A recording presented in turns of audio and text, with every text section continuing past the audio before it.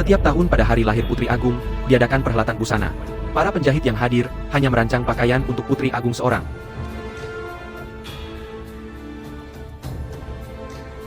Kelas bawah, hukum.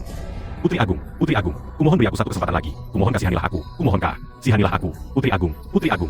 Karir menjahitnya bisa dibilang tamat sampai di sini. Sesulit ini, pernahkah ada busana yang bisa membuat Putri Agung tersenyum? 3 tahun lalu pernah ada seorang ahli hebat yang menonjol di perhelatan busana, lalu dipanggil Mas UK Istana untuk diberi penghargaan. Setelah itu tak diketahui lagi kabarnya.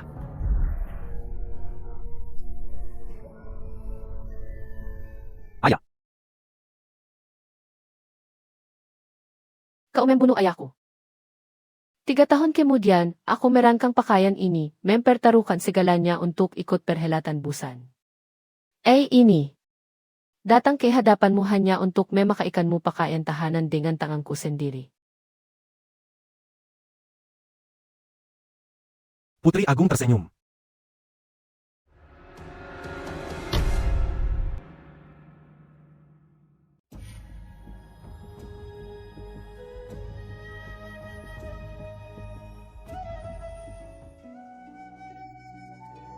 Akhirnya selesai juga.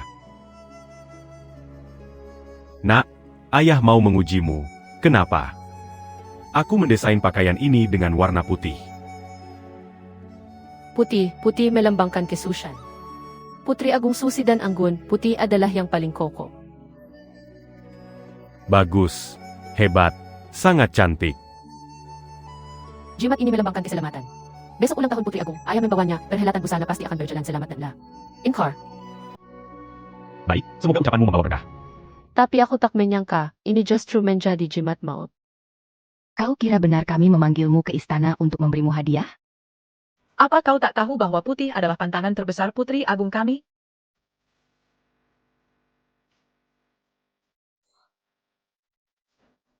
Karena kau begitu suka putih, pakailah sendiri. Hamba tahu salah. Hamba mau menggonggong seperti anjing.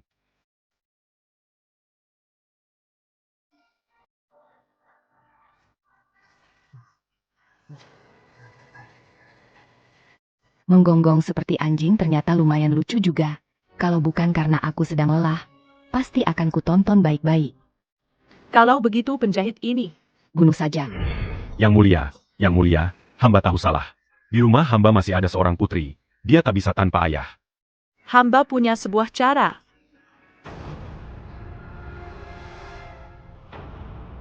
Menarik. Mereka memutuskan menggunakan darah ayahku untuk mewarnai merah gaun putih itu. 3 tahun kemudian, aku merancang pakaian ini. Aku tahu Putri Agung pasti akan menyukainya.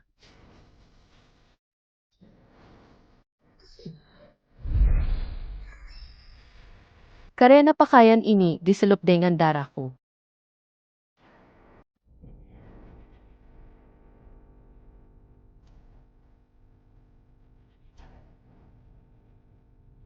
Putri Agung, aku pasti akan memakaikan pakaian tahanan untukmu dengan tanganku sendiri.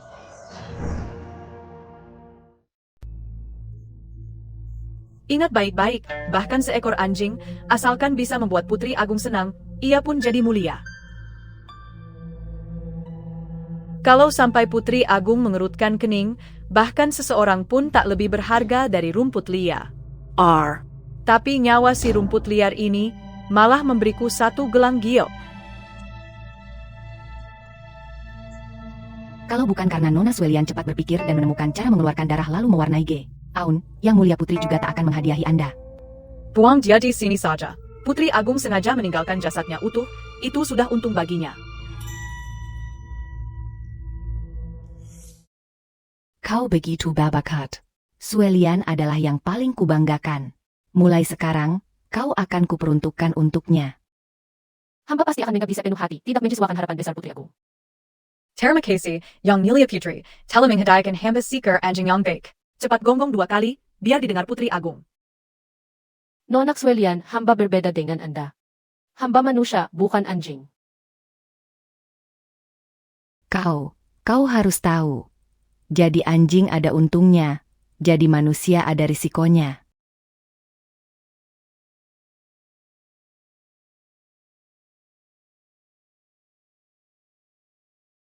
Hamba pasti akan melatihnya dengan baik agar dia menjadi anjing yang patuh. Begitu. Bagus sekali. Fuelian, makamulay darimu. Karena kau nakal, karena kau berani menggoda komandan, lihat nanti kau masih berani atau tidak. Karena kau nakal, biar ku beri pelajaran.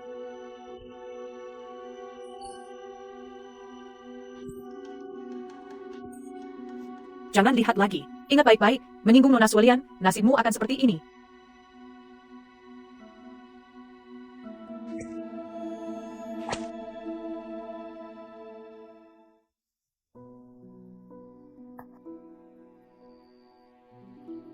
Apa yang kau lakukan sampai salah? Semua orang tahu Nona Suelian menyukai komandan pengawal. Di halaman ini, siapapun yang berdandan menurutnya sedang menggoda komandan.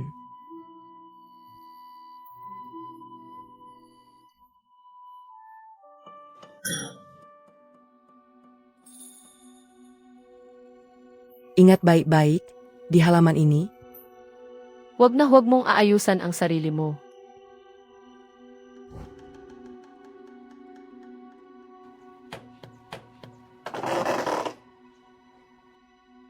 Sino po ang hepe ng mga bantay?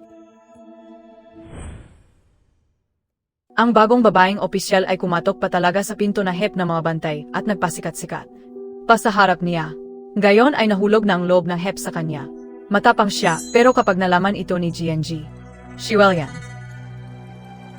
Ang tinatawag ninyong cute, ano na biya ang pangalan naya? Ikaw pala ang kita na iyan. Nagpakitang gilas ka para maakit ang hep, akala mo ba talagang magugustuhan kanya, loko? Engimatay ka pa selos calling asekan. Suelian, malapit ka ng mamatay.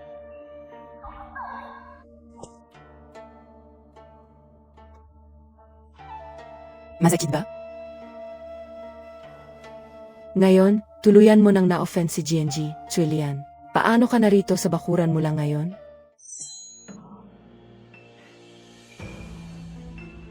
Huwag kang pakitang tao. Ikaw ang nagsabi sa akin tungkol sa akin at sa hepe, di ba?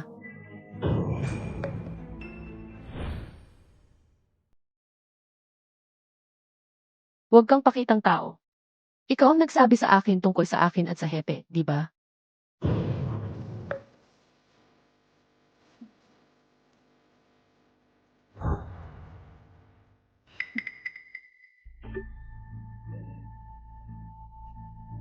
Sige, umalis na siya. Hindi na tayo kailangang umarte. Hindi pa tapos ang palabas na ito. Bukas, hahanapin ka na naman nila.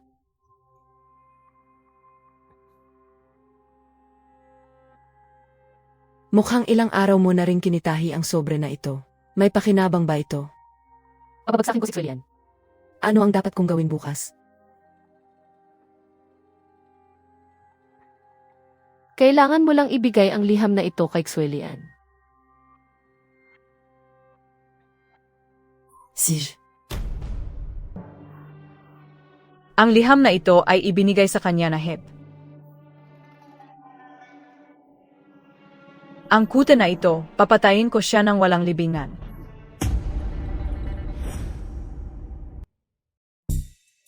Sa ikatlong araw, sa oras 11, makita tayong dalawa sa bodega.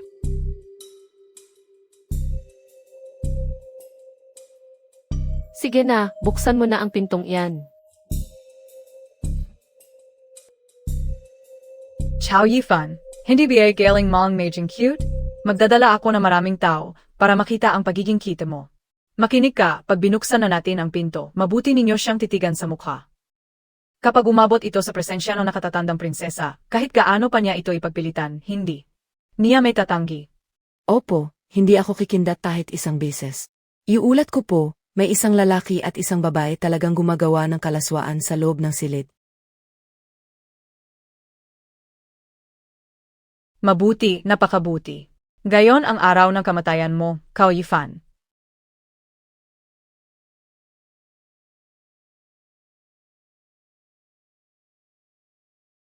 Hindi mo alam kung anong klaseng pinto ang bubuksan mo.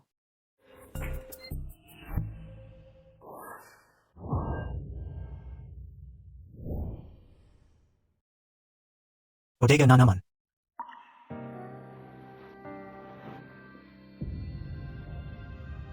Nakaka-excite. Ang damit na bagong tahi ng mananahi, babagay talaga sa'yo. Mahal, ikaw lang ang pagsusuotan ko nito.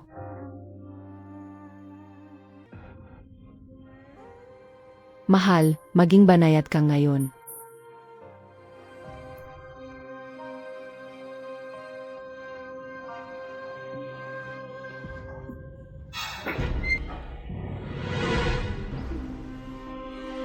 Ikaw, na cute na yan. Sinasabi mo bang cute ako?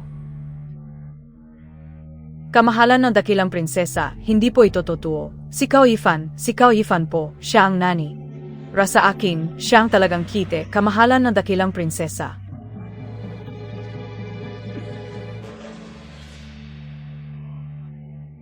May ebidensya ako. Shunmi, dalhin mo ang liham na yon at ipakita sa dakilang prinsesa ang liham na yon. Ano Liam? Anong Liam? Hindi po alam ng alilang babae. Ikaw nakita na iyan. Anong pakinabang ba ang ibinigay sa'yo ng kita na si Cao Yifan? Suilian. Kamahalan na dakilang prinsesa, ilang taon na po akong sumasama sa inyo. Totoo pong may liham, nasa ilalim lang ng unan ko. Ang tindi ng samahan ng amo at alila. Sige, papatayin na kita ng malinaw. Ang nasa liham ay, si Cao Yifan at ang bantay ay may lihim na relasyon. Maniwala po kayo sa akin.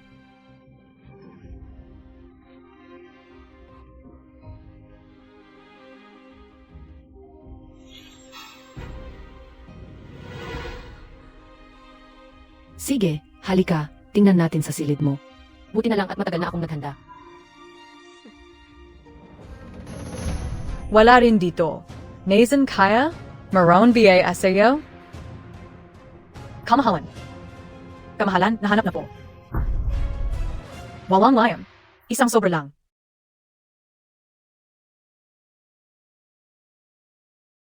Mukhang ilang araw mo na rin kinitahi ang sobre na ito. May pakinabang ba ito? Mahalaga itong pakinabang.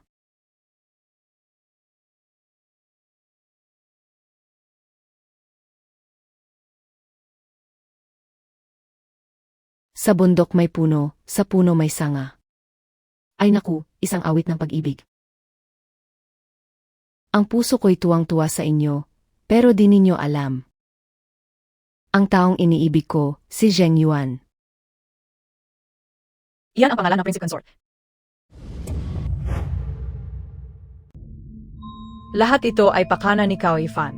Talagang napagbintangan ako. Kawawa ako, kamahalan na prinsesa. Matagal na akong sumunod sa'yo, kailangan mo akong paniwalaan.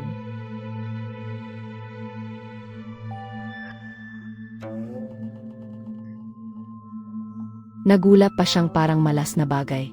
Dahil nakita mo na ang katawan ng Prinsip Consort, dukutin na ang mga mata mo at itapon ka sa bukid.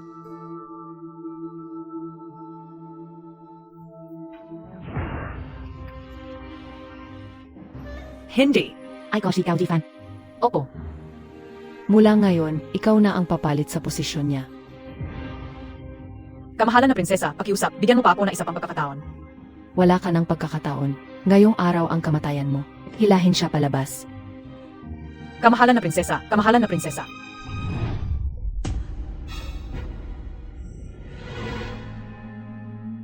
Alam kayo na, anak siya ng sastre. Sa bahay ng alipin ay may isa pang anak na babae. Hindi siya pwedeng mawalan ng ama. Alam ko na, ikaw ang anak ng sastreng iyon. Alam ko na, Cao Yifan, ikaw ang anak ng sastreng iyon.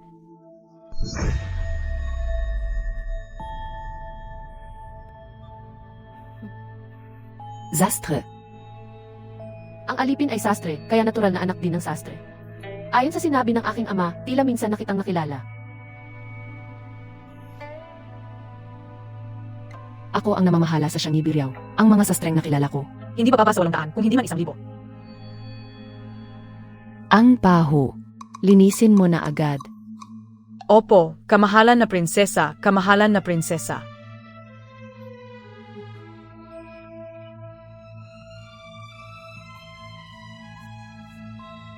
Ama, ang prinsesa ay pumapatay ng mga tao na parang walang patumangga. Nakalimutan ka na niya. Pero mabuti na rin iyon para makalapit ako sa kanya ng paisa-isa.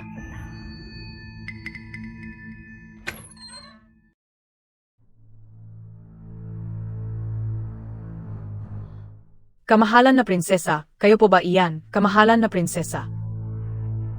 Ako ito, ang anak ng sastring iyon. Ikaw na malit na kite, darating ang araw na mamamatay ka ng kahiyahiya, tulad ng walang silbi mo. Ing AMA. Sastre lang ang aking ama. Ano ba ang kasalanan niya? Hindi gusto ng prinsesa ang puti, pero pinilit pa rin niyang gumamit ng puti. Iyon ang pinakamalaking kasalanan niya. Ang puti ay simbolo ng kabanalan, pero hindi kayo karapat-dapat.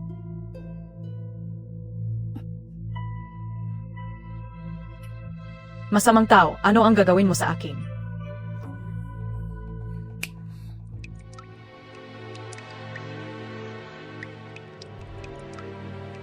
Noon, pinatuyo mo ang dugo ng aking ama. Pakinggan mo ang tunog na ito, pamilyar ba? Makhang. Hinabol ka ng aking ama. Hindi, sino ang sasagip sa akin, iligtas ninyo ako, may magligtas sa akin, huwag kayong lumapit.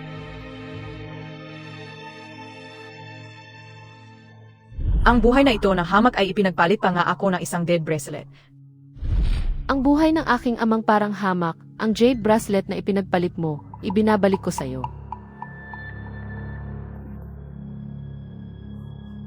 Hindi, huwag mo akong hanapin o sastrikaw. Si Dongfu ang may gawa sa'yo. Sa kanya ka pumunta. Isinailalim sa Shangi Biriu ang dekalidad na produkto. Pinuno ng mga tagapaglingkod, Dongfu. Hindi, huwag mo akong hanapin o sastrikaw. Si Dongfu ang may gawa sa'yo. Sa kanya ka pumunta. Pinuno ng mga tagapaglingkod na si Dongfu. Ginoong Dongfu, Ginoo. May anak pa sa bahay ang alipin. Hindi siya pwedeng mawalan ng ama, Ginoo. O Sastrikao, binibigyan mo naman ako ng gulo, ang kinagalit mo ay ang dakilang prinsesa. Ako naman, isa lang akong maliit na tagapangasiwa. Naunawaan ko po.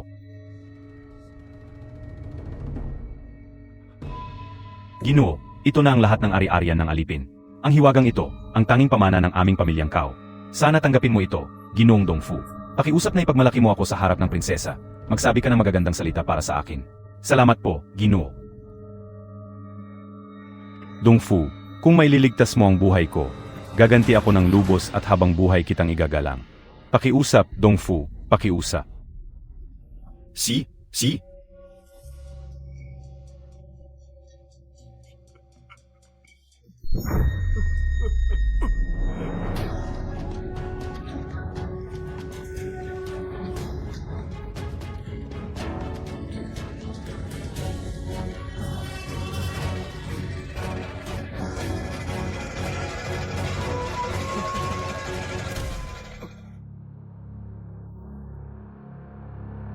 Pero ang jede na to, maganda ang kalidad.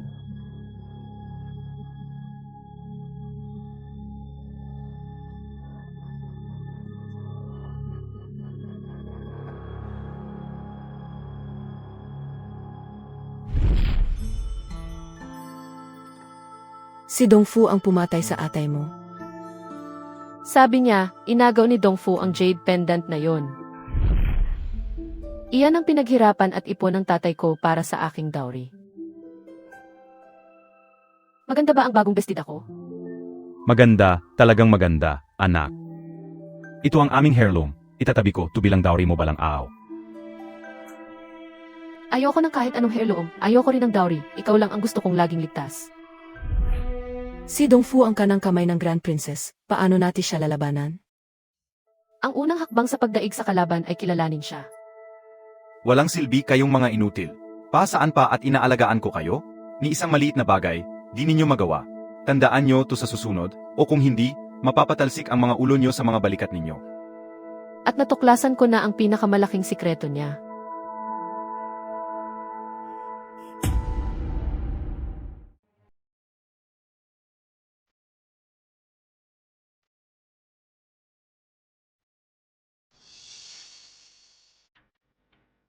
Ang sikreto ni Dongfu. Paano mo yon nalaman? Sa mata. Basta handa kang magmasid, si Dongfu, bilang pinuno ng mga tagapaglingkod, ang pinakagusto niya ay pinaglilingkuran siya ng iba.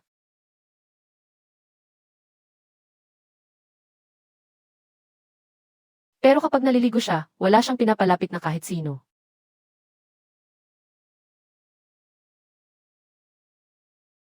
Sa pantalong ito, magdagdag ka ng burda, maigi ang pagkakaburda. Hanselin and I don't fu.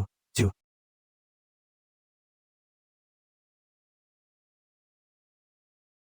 Isa akong mananahi, sa isang tingin lang, alam kong may mali sa tupi ng harap ng pantalon niya.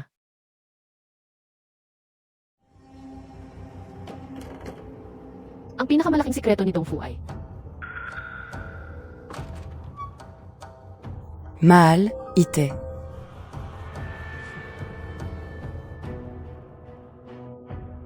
hindi siya sa lahat isang eunuko.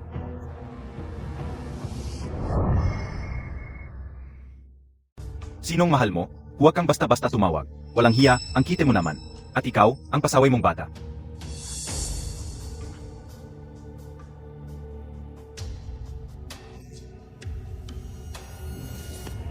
Ito na ang huli. Huwag ka nang lumapit para manghingi ng pera sa akin sa susunod. Mahal, huwag kang umalis. Nakuha mo na ang katawan ni Ruyan, akin ka na. At siya rin ang anak nating dugot laman. Inay, Tumigil ka nga. Zeno.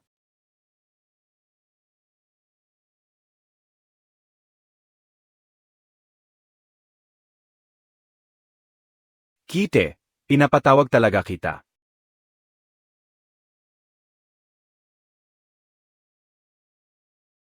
Huwag mo na akong pakita muli kailanman, Kite.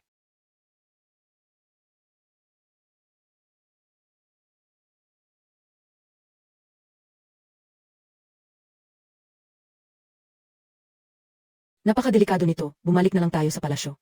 hindi papasok tayo. May naisip akong plano. Ang babaeng ito na si Ruyan ang magiging punyal na itutusok natin kay Dongfu. Tara! Inay, ayos ka lang ba?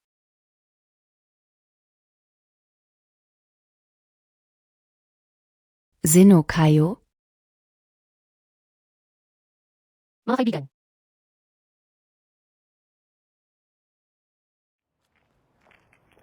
Panginoon, nahanap na ang lahat. Dalawa lang ang lumabas ng palasyo kamakailan.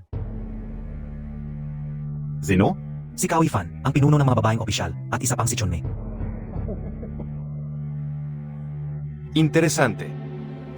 Kamahalan, ang bagong talagang pinuno ng mga babaeng opisyal na si Cao Yifan ay may talento.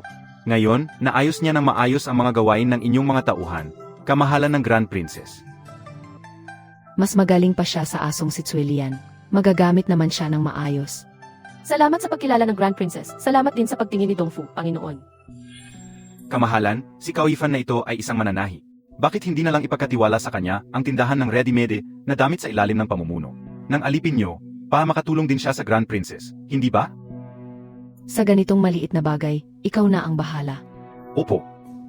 Salamat, Dongfu, sa pagbibigay sa akin ng pagkakataong ito. Huwag mo akong bigin. Hindi ko bibigyan ang inaasahan mo, Panginoon. Napakarami ng mga tindahan ng Grand Princess sa ilalim ni Dongfu. Bakit sa'yo pa niya ibinigay ang pinakakumikita? Dahil alam ni Dongfu na kung gusto mong bumagsak ng mas malala ang isang tao, kailangan mo muna yang pataasin ng husto. Hindi dapat sinabi sa kanya ang nangyari noong araw na lumabas tayong dalawa ng palasyo. Kailangan nang ipaalam sa kanya na dahil pinatibong scam ni Dongfu ang tindahan ng damit na ito par. Sa akin, gagamitin natin ang kanilang patibong at ibabalik sa kanila ang isang malaking sorpresa. Anong sorpresa? Ruyan,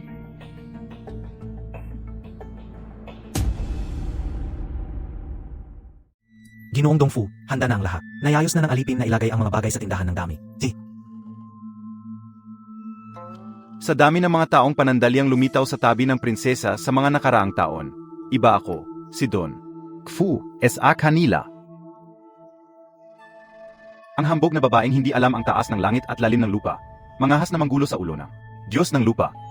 Tama po ang sabi ni Ginoong Dongfu. Si Cao Yifan, talagang walang kabusugan sa kayabangan niya. Cao Yifan, bukas, Tiyak na pagdurusahan mo ang kapalit ng mga ginawa mo. Dongfu, ibinigay kay Cao Yifan ang tindahan ng damit na ito. Kaya mas magaan na ang trabaho mo, ha? Sa mga huling araw, mas gumaan nga ang trabaho ng matandang alipin. Pero si Cao Yifan, araw at gabi kong magtrabaho, maayos niyang napapamahalaan ang tindahan ng kanyan. Kamahalan, parang mas magaling pa siya sa matandang alipin. Kamahalan, talagang nahihiya ako. Hindi pa kita narinig na purihin ng ganito ang iba. Sobra ang papuri ni Ginoong Dongfu. Cao Yifan, mahusay ang pagkakagawa mo. Kamahalan, ang tanging kapintasan ay mukhang may malubhang problema ang mga record sa loob ng tinda.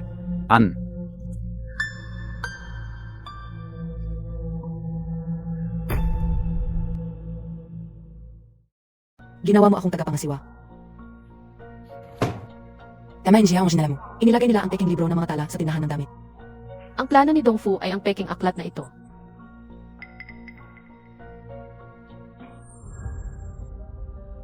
At ang plano ko ay ikaw.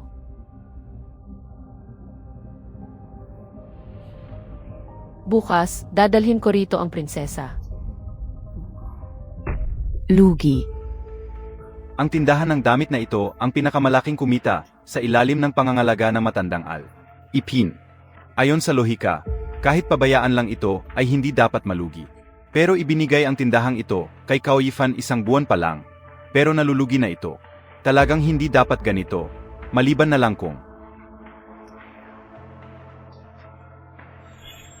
Sabihin mo maliban na lang kung gumawa si Cao Yifan ng peking jangbu at kinamkam ang pera ng tindahan ng damit. Cao Yifan. Kamahalan, ang nakakatandang prinsesa. Inapi ako, hindi po ako gumawa ng peking ulat. Pumunta po kayo sa tindahan ng damit. At makikita ninyo. Puntahan na natin at tingnan ang mga libro sa tindahan kung may problema ba talag. Oo.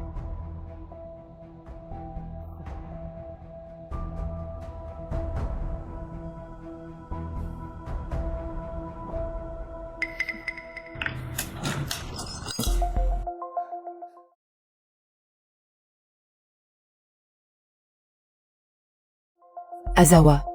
Make it Khan Asarito. Azawa. Make it Khan Asarito. Nakita montag na bea ng malinaf? Isa itong bating. Hindi po ako mangangahas magsinungaling.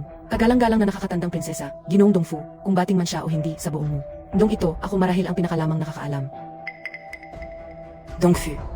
Nagpapakalat ka na walang basehang kasinungalingan, kagalang-galang na nakakatandang prinsesa. Tiyak, si Cao Yifan ito. Nag-aalala siyang mabunyag ang paggawa niya ng peking jangbu at paglustay sa perang pilat ng imperyo. Inutusan niya ang babaeng ito na dumisan ang aking dangal. Kamahalan, utusan na ninyo sila. Bakit hindi pa ninyo siya paalisin at paluin sa bibig? Ito ang fiscal ledger ng tindahan nitong nakaraang buwan. Bawat pasok at labas ay may detalyadong tala. Ginagalang na Ginoong Dongfu, anong balak ninyo sa paglalagay ng peking libro ng mga tala sa loob ng tandang? Ikaf.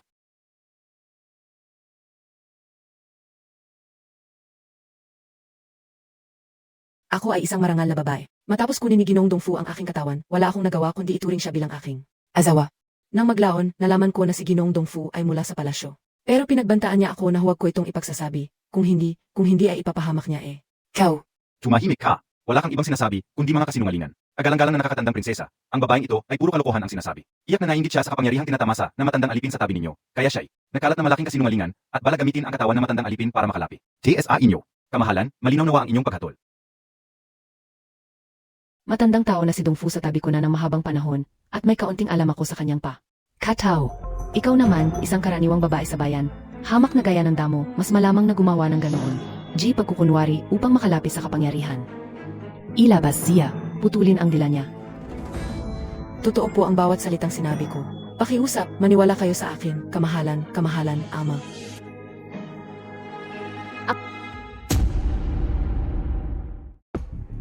Ama, Lumayas ka! Kagalang-galang na nakakatandang prinsesa, ang batang halimo na ito, hindi ko pa kailanman nakita. Iyak na ang masamang taong ito, at si Cao Yifan ang bumili nito para dumisan ang aking dangal. Langgalang na prinsesa, pakiusap, ipagtanggol ninyo ako. mahal na prinsipe, ang nangyari ngayon ay tila may kinalaman lang kay Ginoong Dongfu, pero hindi ito. Dapat minamaliit. Kapag nalaman ito ng iba na mailalaki sa palasyo ninyo na hindi pa naalisan ng pagkababae, kalinisa. Ninyo ang nakataya. Sana isya sa atin ito ng prinsipe. Patak ng dugo para kilalanin ang kamag-anak, isang test lang at malalaman na. Bakit papahihirapan? Halika, hubarin ninyo ang pantalon niya. Prinsipe, Prinsipe, Prinsipe. Lumayo kayo, lahat kayo, lumayo. Li Tianyi, naglakas loob kang apihin ako. Nagkalakas loob kapag tawagin ang pangalan ng kanyang kamahalan, sampalin siya. Hindi ko pa pwedeng tawagin ang pangalan mo. Lahat na marurumi mong gawain, tandang-tanda ko. Ika-9 na buwan ng taong Jiashen. Putulin ang dila niya. Mayroon akong isang talaan. Tumigil. Mayroon akong isang talaan. Nakasulat doon ang lahat na marurumi mong gawain.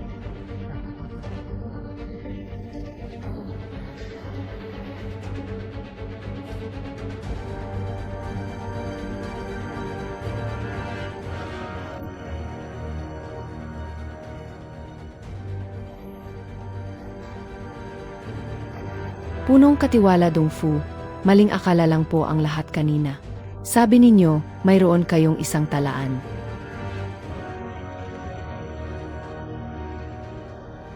Gusto mong malaman kung nasaan ang talaan ko? Kailangan ko munang pag-isipan yan. Prinsesa ng mahabang buhay, napagod na ang alipin nyo. Patawad po, nais ko munang bumalik sa palasyo. O para magpahinga.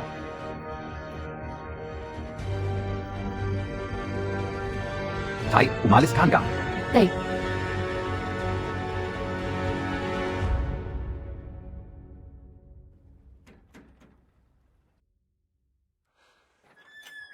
Zenotu? Dong Fu, Dong Fu.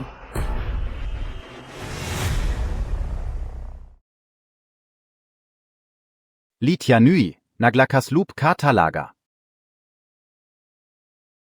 Ngayon, naging eunuko ka na talaga.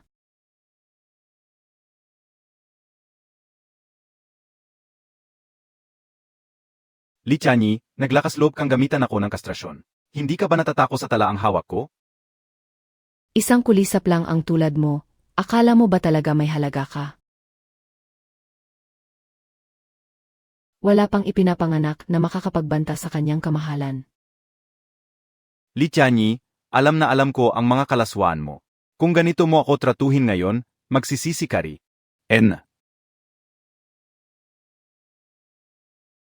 Ngayon na naranasan mo ang parusang pagkakapon, at walang kutulong para pigilan ang pagdurugo o gamo. Tinka, 3 oras na lang ang natitira sa'yo. Gusto kong makita kung ano ang magagawa ng isang bangkay.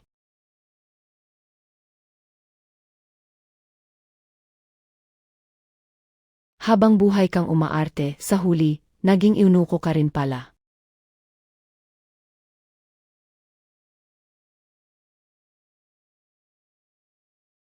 Li Tianyi.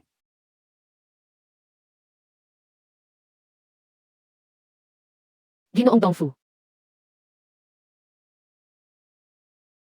Ikaw pala, maliit na kid. Tanda mo pa ba? Noon, ikaw at ang aking ama, dalawa rin kayo at sa silid na ito rin. Ginoong Dong Fu, patawarin mo na ako. Tanda mo pa ba ang lugar na ito? Dito mo mismo siya sinakal hanggang mamatay.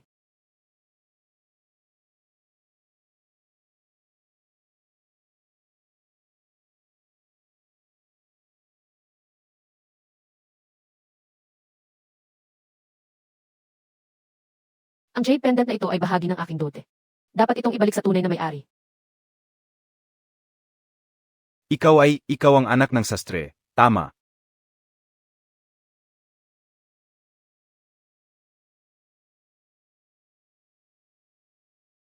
Gusto mong mag-anti kay Li Tianyi.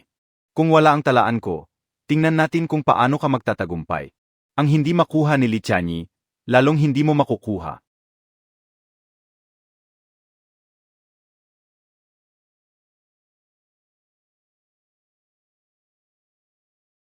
Sa palayan sa labas ng syudad, ang sinaruyang at niyang ay sinabi na sa akin ang lugar kung saan na katago ang talaan. Ginoong Dong Fu, nakalimutan mo na ba na may ugali kang magsalita sa panaginip?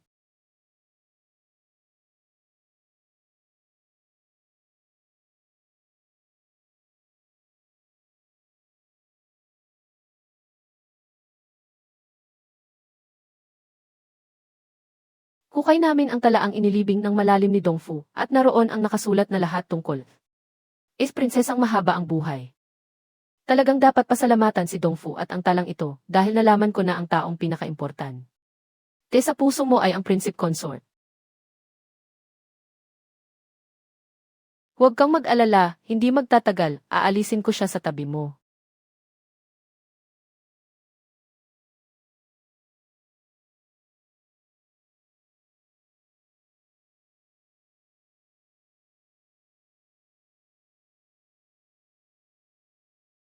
Ikasyam na buwan ng taong Jayashen, manor sa labas ng lungsod. Bai Wanking. Prinsesa na mahabang buhay na si Lichani. Ang Prinsip Consort na si Zheng Yuan at ang kaisa-isang anak ng pamilyang Bai na si Bai Wanking na. Kakilala ang tatlo sa silid-aralan. Ang puting kasuotan ay tila ulap sa gaan ng hangin. Ang kasuotang tila niebe ay natatanging mabango. Sa ilalim ng mga bulaklak, ang tao ay parang niebe.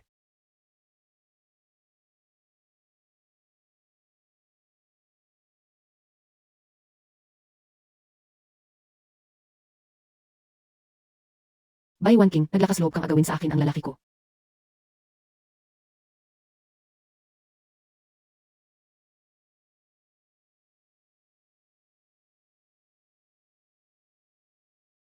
Tapos nabiya kayong magsaya? Umayos ka nang umalis.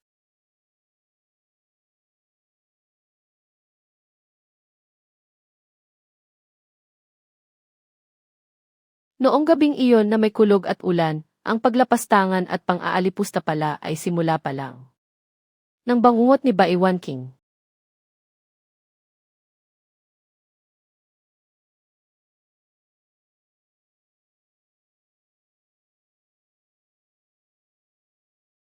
Napakagandang babae, parang Jed.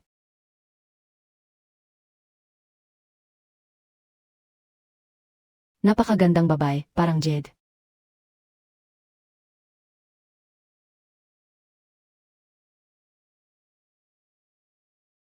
Ipinambanta ng prinsesa ang buhay at kamatayan ng buong pamilyang Bai.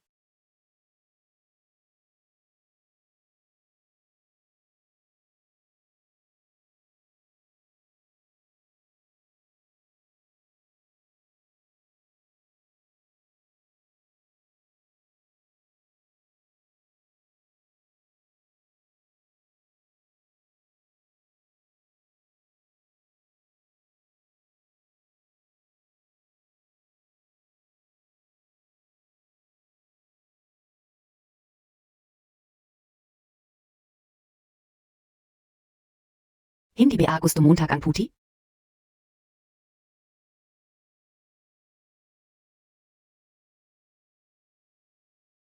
Pwede mo bang ipatawaran ang Jamjia Magilong Kiao? Mga magulang mo. Patay na ang mga magulang Montag, wala na ang pamilyang Bai.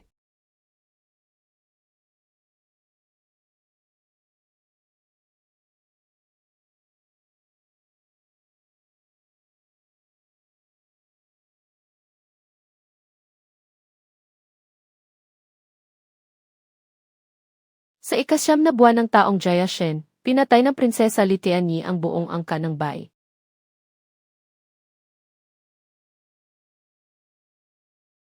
Noong gabing may kulog at ulan, pinilit ng prinsesa si Bai Wanking na sumulat ng liham pamamaalam.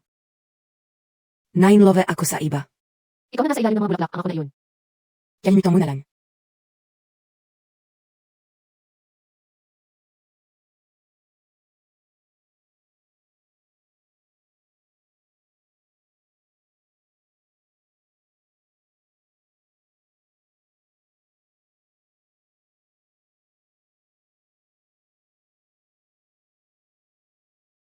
Nang pinakamahina ang Prinsip Consort, inalo siya ng prinsesa, at kalaunan ay nagkaigihan sila.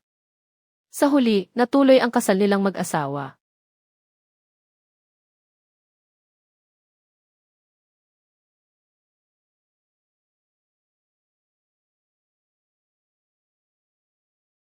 Pero sa silid ng Prinsip Consort, laging nakasabit ang puting damit na iyon direkta sa tapat ng hay. Gaan ng prinsesa.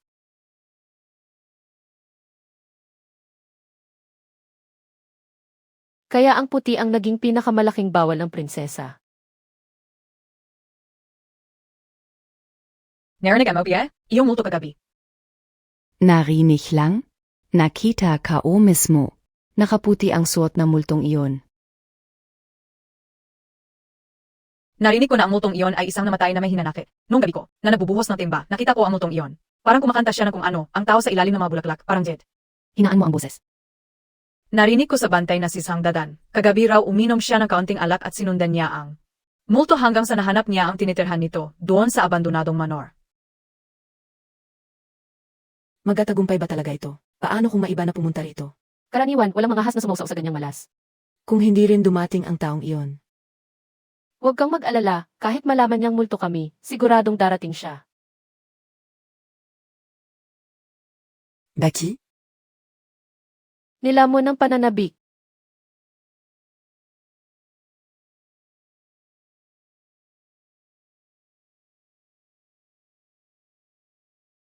I want Ching, ikaw bien?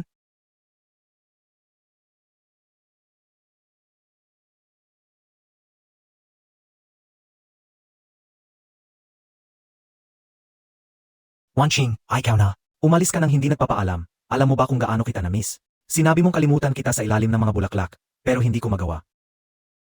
Prince Consort, igalang mo ang sarili mo. Galit ka, Biayasayakin? Mahirap suwayin ang utos ng emperador, at bukod pa roon, inalagaan ako ng husto ni Tiani. Napilitan lang din ako. Pero sa sabitan ng mga damit sa silid ko, lagi kong inilalagay ang puting damit na suot mo noon sa lalim ng mga bulaklak. Kung hindi ka lang umalis noon, matagal na sana tayong ikinasal.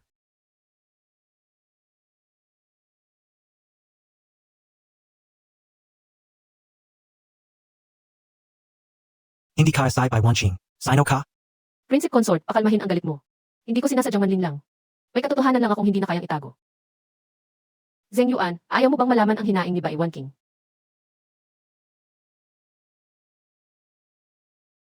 Imposible, Jan. Paano magagawang gawin ni Tianyi ang ganoong bagay? Lahat ng sinabi ko ay totoo. Karawatawa, bakit mo sinisiraan ang amo mo ng ganito? Ano bang pakayemo? Hindi ba naniniwala ang Prince Consort o ayaw mo lang maniwala? Bigyan mo ako ng pagkakataon. Ako mismo ang maghahatid ng katotohanan sa Prince Consort. Magagawa ba talaga ito? Pinakamalaking galit ng prinsesa ang mga nakaputi. Hayagang nakatayo rito si Cao Yifan, baka kapag nakita siya ng prinsesa, hindi ba't magdadala yon en? Jigulo? Hindi ko rin alam ang plano niya. Yue.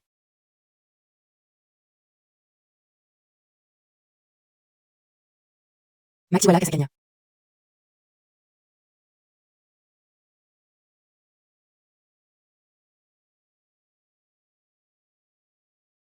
Li Tianyi.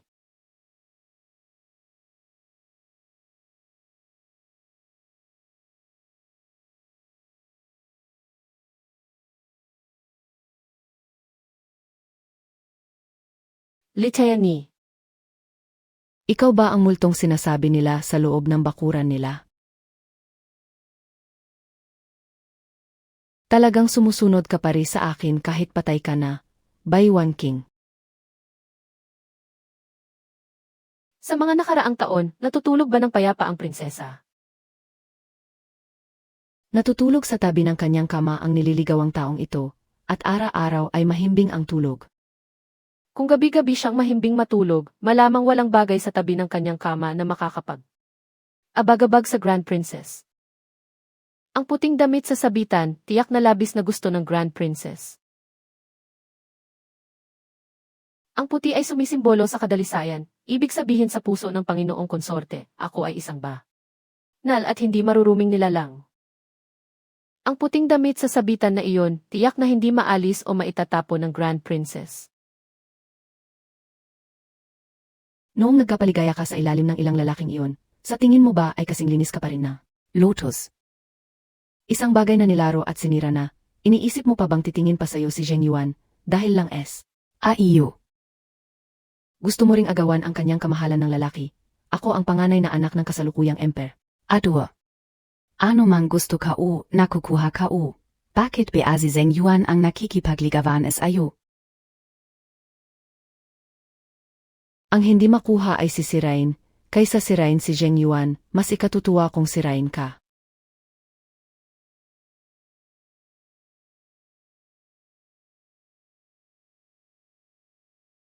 Ito ba ang katotohanang gustong ipakita sa akin ni Cao Yifan? Li Tianyi, kaya pala ikaw ang gumawa ng lahat ng ito.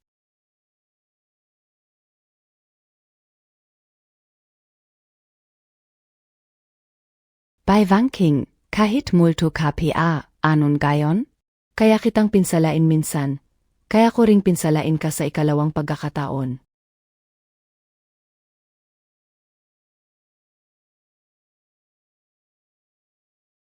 Bei Wanking, kahit multo KPA, anon gayon? Kaya kitang pinsalain minsan. Kaya ko ring pinsalain ka sa ikalawang pagkakataon.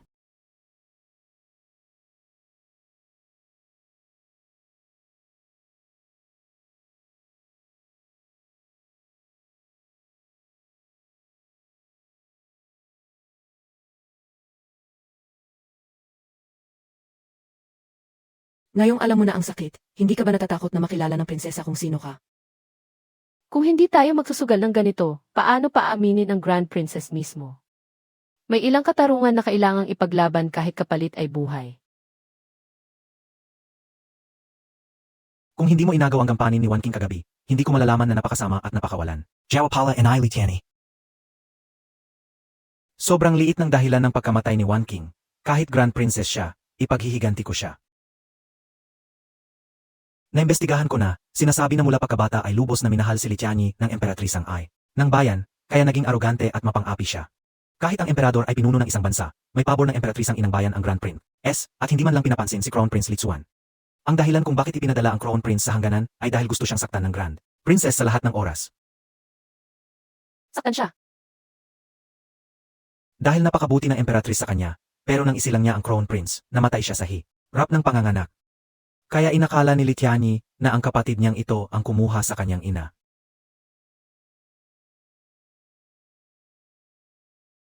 Nabalitaan ko may nangyayaring ligalig ng masasamang espiritu sa looban kamakalan. Matalinong hakbang talaga ang pagpunta ng Grand Princess sa templo para magdasal ng pagpapala. Kung masamang espiritu nga ba ito, hindi pa natin alam. Ang salarin, pagpaslang ay may kabayarang buhay. Likas na katarungan iyon. Nagawa ba ninyo ang mga ipinag-utos ko sa inyo?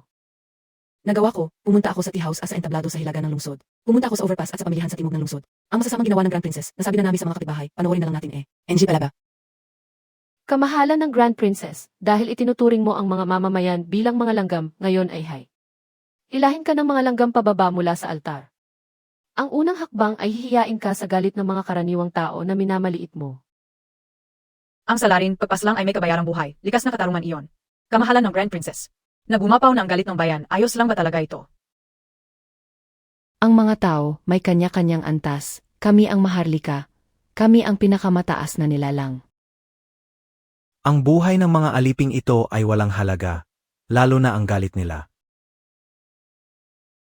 Ang gusto ko lang ngayong malaman ay kung kanino talaga ang anting-anting na ito.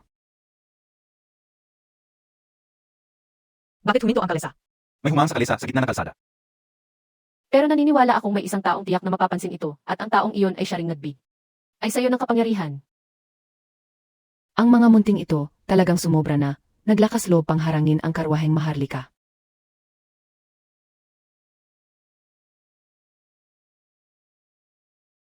Tianyi. AMA.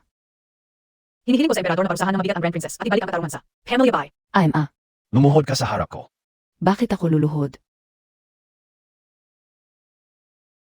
Hinihiling ko sa emperador na parusahan ng mabigat ang Grand Princess at ibalik ang katarungan sa Family Bai. AMA. Lumuhod ka sa harap ko. Luluhod? Bakit ako luluhod? Dahil lang sa mga taong ito na parang mga damo. Li Tianyi, lumiyahad ka. Kung gusto ng ama kong emperador na lumuhod ako, kahit lumuhod pa ako sa palasyo ng 3 araw di 3 gabi, wala akong reklamo. Pero hindi pwedeng dito ako paluhurin ng ama ko, at lalo nang hindi sa harap ng mga taong ito. Si Tianyi ay mula sa Maharlika, siya ang dangal ng Maharlika. Alam mo papala ang Maharlika. Ang Maharlika ay para sa buong bayan. Kung walang taong bayan, walang Maharlika. Inapangalagaan ng bayan ang Maharlika para magpakita ito ng biyaya sa kanila, hindi gaya ng ginagaw. Alam mo, Ang 3 henerasyon ng pamilyang Bai ay mga marangal na opisyal, lahat dahil sa kapalaluan mo. Li Chani, sanay ka sa pagiging suplada, at ngayong nakagawa ka ng malaking sakuna, ayon sa batas, 4 kang pukutan. Dahil dugo ka na Maharlika, yumuko ka na lang ng 3 beses sa mga taong nasa likod mo.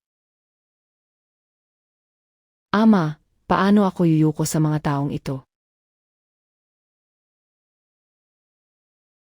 Kung gayon, Ama, mas mabuting patayin na lang ako.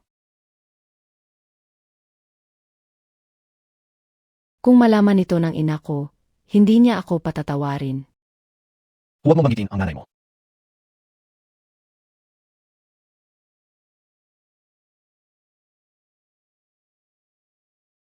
Sige, huwag nang banggitin si inay.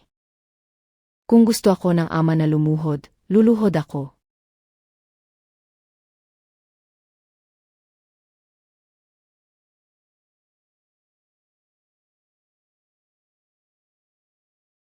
Isang yuko para hilinging pagpalain ng langit, isang yuko para patawarin ang pamilyang Bai, 2.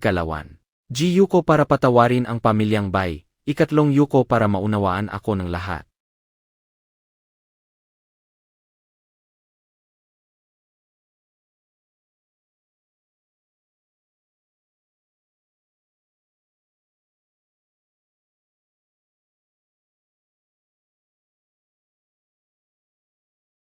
Tandaan mo, kapag nagkimkim ng masamang balak si Lityani, laban kanino man, hindi siya titigil hanggat hindi niya nakakamit ang gusto niya.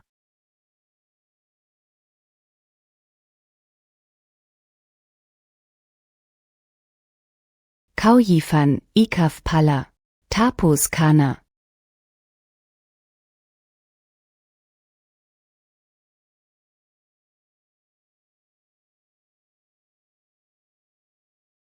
Ito ang mga inihanda ko para sa'yo. Kaunti lang ang kaya, pero magagamit mo muna. Bakit ninyo ako pinapagawa nito? Tumakas ka. Bakit may gana ka pang uminom ng tsa? Walang tao sa labas ngayon, tamang-tama ang pagkakataon. Kung hindi ka pa alis, huli na. Ayos lang, huwag kayong mag-alala. Hindi ako tatakbo. Baliw ka ba? Nagpakita ang empleyado ng galit sa harap ng lahat para patahimikin ang galit ng kaumbayan. Iyak na abutin kanya sa kasalanan mo. Kung hindi ka pa alis, mapuputol ang ulo mo.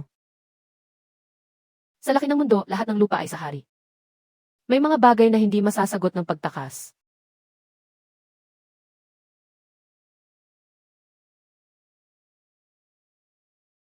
May utos ang emperador na ipatawag si Cao Yifan sa harap.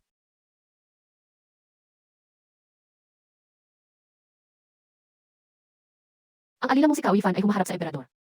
Ikaw ba ang sastre na pinili ni Chani sa nisyang assembly? Mahina po ako at napansin lamang ng dakilang prinsesa.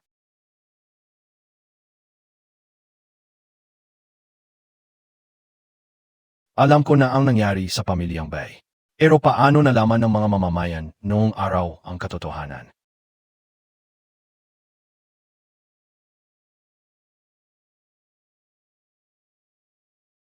Ang pangalan mo ay Cao Yifan, anak ni Cao Qingyun.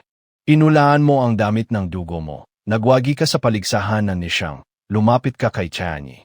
Nandito kap hora magigani.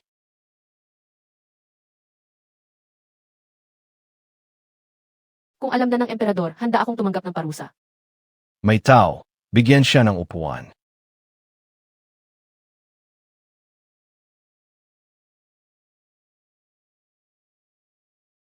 Hindi po maunawaan ng alila, bakit ako bibigyan ng upuan ng emperador?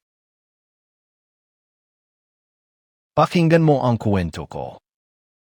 Ina, lalo na nagiging mapagmataas si Chani kamakailan. Sa gitna ng matinding lamig, itinulak pa niya si Chuan sa lawa. Si Chuan kung tutusin, ay ang prinsip ng kaharian. Hindi ba siya nailigtas?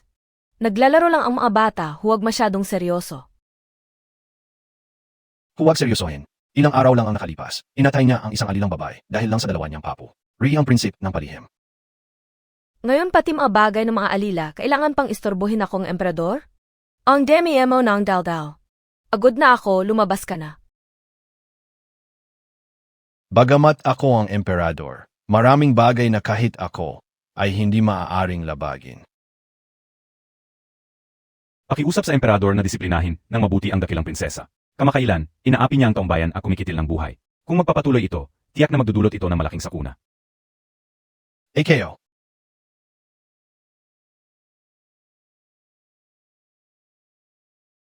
Ginoong Sun, napakalaking loob mo.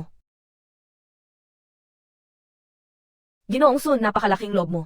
Ang usapin ng mahalika ay hindi isang bagay na pwede mong basta-bastang pag-usapan ng walang ka. Apatan at paggalang.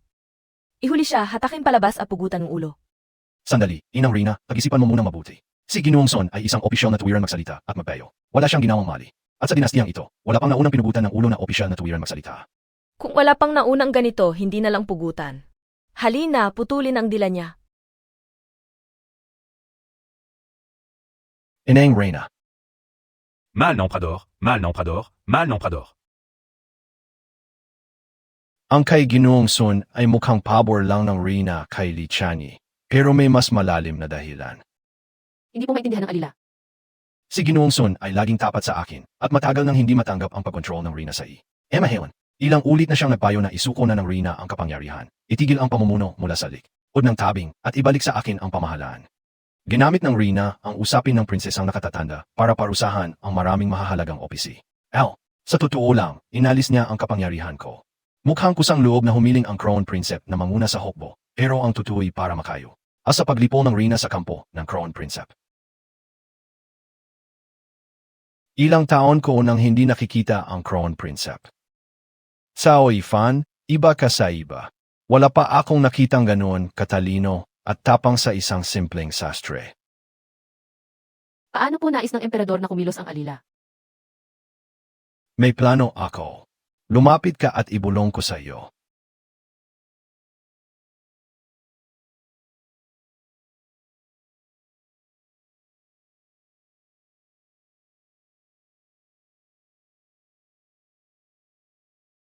Nalaman ko na po. Cao Yifan, sa iyo nakasalalay ang pag-asa ng bansang ito, sa iyong pagiging sastre.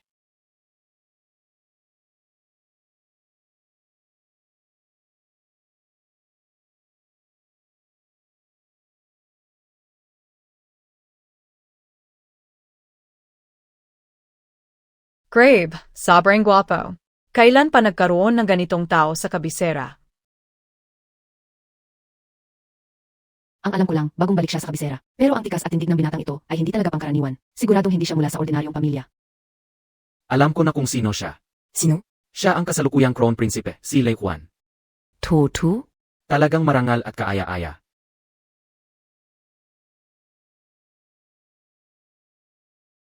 Kamahalan ng Crown Prinsipe, hindi na sumunod ang mga mamamayan. Papasok ako sa tindahan ito ng mga damit para magpugli at makakabili na rin ng ilang bagong kasuot.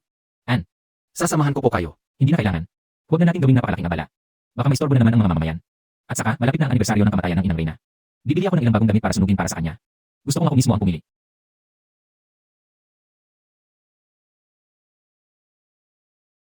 Ito po.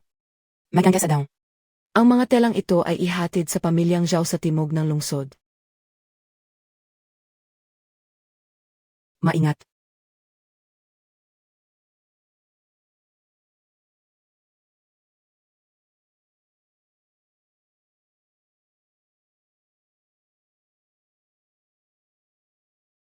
Maingat.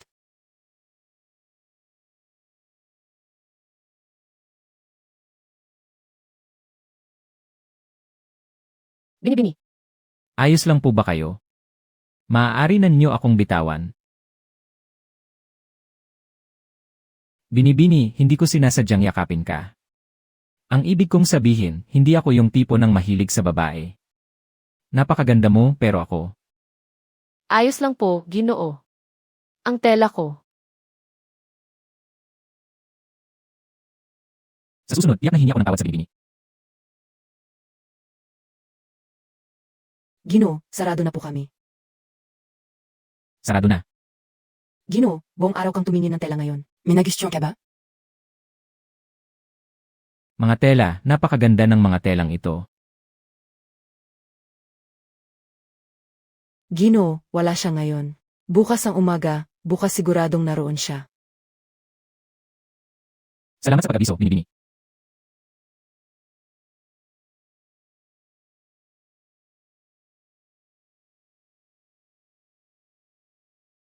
Mukhang sincere naman siya. Ayaw mo pa rin siyang makita. Hindi. Kilalang kilala kita. Tama na, wag mo na akong kumbinsihin. Ang usaping pag-ibig at relasyon talagang hindi ko kayang isipin.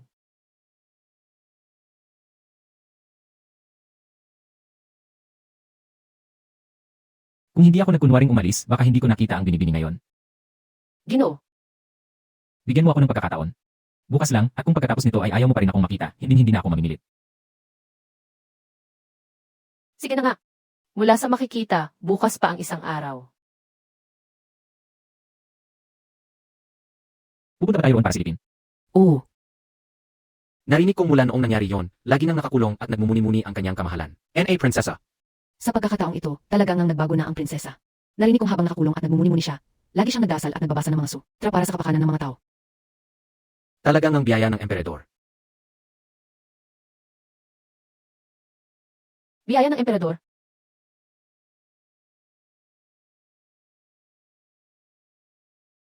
Bakit ganito kalaki ang reaksyon niya sa usaping may kinalaman sa palasyo? Kaya ba?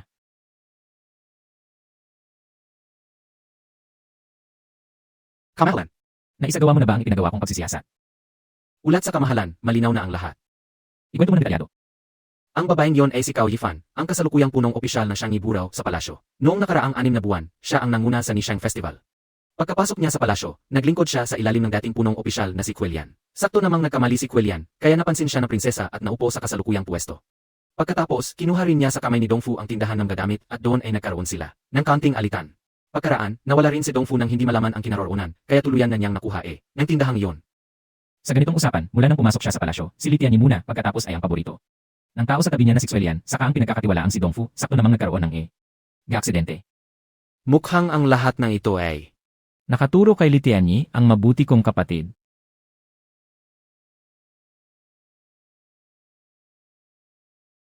Kumusta? Sabihan mo NGA ang tungkol sa datkapon. Anong date? Hindi pa nga ako nakakaganti sa malaking kaaway ko, hindi pa rin natatapos ang utos ng hari, wala. Ang panahon para isipin ang mga bagay na ukol sa pag-ibig. Nga pala, noong araw na ipinatawag ka ng hari sa palasyo, pagbalik mo hindi kumakain, nakakunotan. Gino, ano ba ang ipinagawa sa'yo ng hari?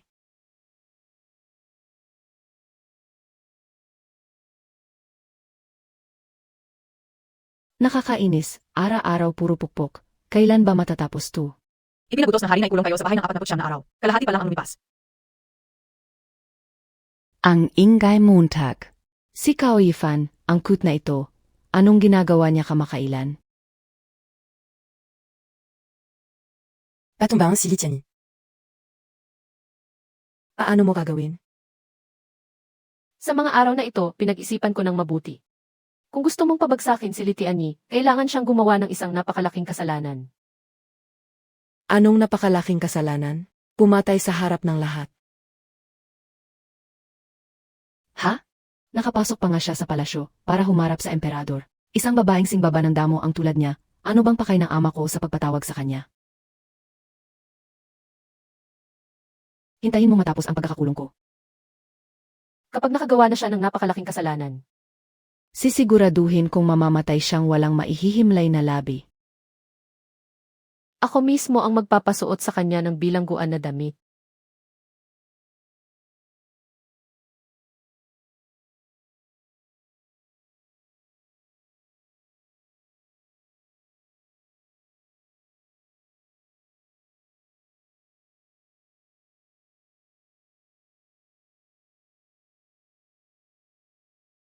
Ginoo, noon ay binigyan kita ng isang araw. Mula ngayon, huwag ka nang maghanap sa akin. Bakit? Hindi ako taong madaling sumuko. Ginoo, ang damdamin mo para sa akin, para sa iyo marahil ay usaping pag-ibig, pero para sa akin, pasa. Di ko ito na parang bigat. Ako ay. Ginoo, hindi mo alam, sa puso ko ay may pasan akong malalim na galit at paghiganti. Hanggang hindi pa ako nakakaganti, wala talaga akong lakas isip para sa mga usaping pag-ibig. Ano man ang pasan mo, handa akong samahan ka. May ilang landas na nakatadhana talagang ako lang ang lalakad. Kung gayon, paano mo balak maghiganti? Pagkatapos ng paghihiganti, saan pupunta ang buhay mo? Pagkatapos ng paghihiganti, matatapos na rin ang buhay ko. Tapos na, tapos na. Ginoo, ituring mo na lang akong isang taong mamamatay na. Anong gagawin mo? Para sa paghihiganti, palalabasin kong siya mismo ang papatay sa akin. Huwag kang gumawa ng kalokohan.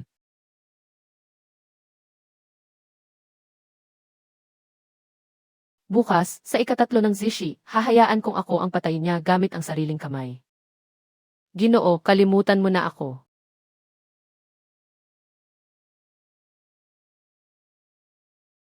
Itay, hindi ako naging mabuting anak. Wala na akong paraan para patuloy pang mabuhay sa mundong ito. Mahal ng Emperatrice Inang Silitiani, maliban na lang kung gumawa siya ng kasuklam-suklam. Na malaking kasalanan, talagang wala na akong paraan para ihulog siya sa bangin. Alam kong may balak ng patayin ako si Litiani, kaya buhay ko lang ang maipanglalaban ko. Kung haharapin niya ako at papatayin sa harap ng lahat, kahit ang Emperatrice Inang ay wala nang maga. Gawa para iligtas siya sa kanyang kasalanan.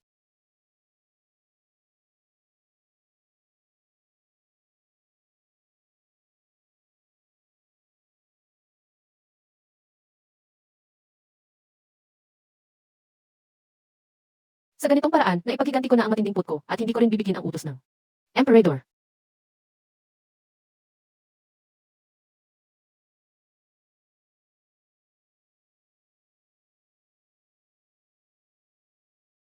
Panahon na para sukatin at tahiin ang damit para sa bansang ito.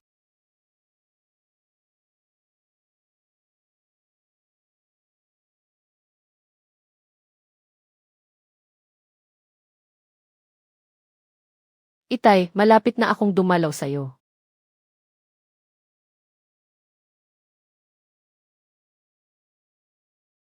Gising, gising, bilis, gising, may malaking problema, bilis, gising. Bakit ako nakatulog? Anong oras na? Bakit ako nandito sa'yo? Wala ka nang pakialam diyon. May malaking problema. Pinatay ang koronang prinsit sa kwarto mo. Dapat ako ang nakahiga sa kama at ako ang papatayin ng nakakatandang prinsesa. Bakit ako nakatulog? Bakit nang magising ako, nasa kwarto ako ni Chanmi? Bakit ang koronang prinsipe ay nasa kwarto ko? Bakit siya pinatay? Ano ba talaga ang nangyayari?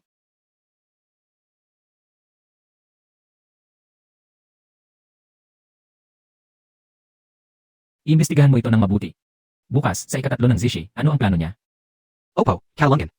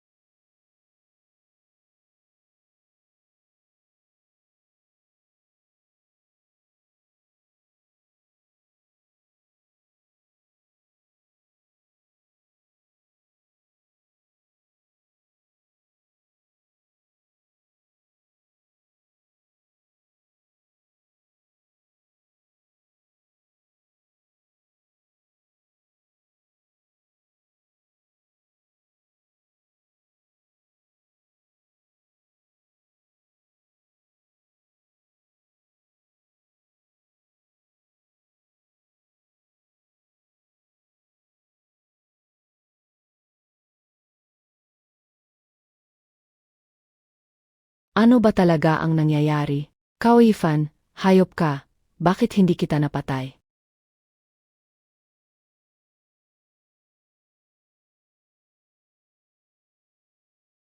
Papatayin kita. Pati ang mga luma at nakakalimutang usapin ng pamilyang Bay, inilabas mo pa. Pinaluhod mo pa ako. Pinapakahi mo akong lumuhod sa mga hamak na taong iyon. Dahil lang sa pinahamak ko ang wala mong silbing ama, pinapaluhod mo ako.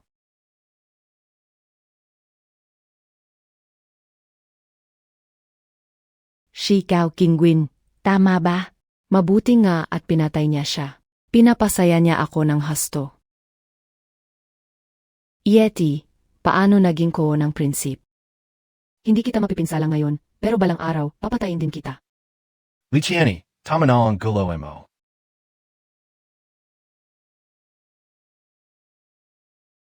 Mataray ka, abusado, at padalos-dalos. Akala ko noong huli sa usapin ng pamilyang Bay, magigising ka na kahit kaunti. Akala ko rin na matapos kang magkulong at magnilay sa loob ng 49 na araw at manalangi. And para sa lahat ng mamamayan, mabubura na ang kalupitan sa iyo.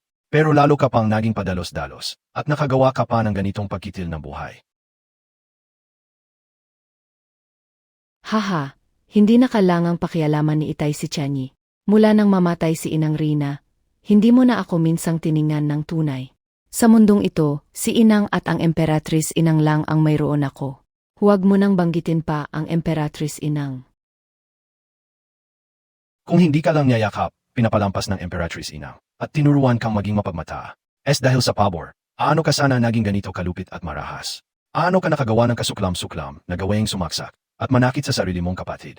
Ang kasalukuyang koronang prinsip, sinaksak mo pa ng isang saksa. Li Tianyi, padalos-dalos ka at abusado, at umasa ka lang sa pagkiling sa iyo ng Emperatrice. Eseneng. Dumaiting ang Emperatrice Inang. Paano kayo naman siya pinabran? Ineng.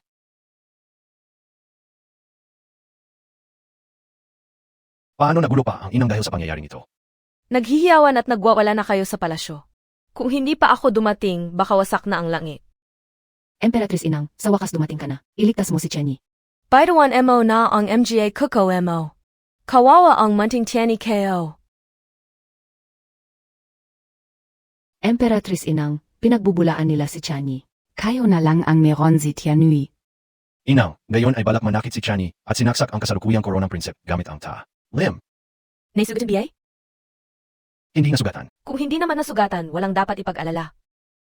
Ang ganitong kaguluhan ng emperador ay nagdudulot lang ng gulo at takot. Ang malakas na sigawan ay talagang hindi akma sa dangal ng isang hari.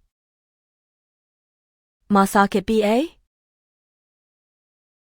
Inang, ang nangyari ngayon ay labag sa moral at batas.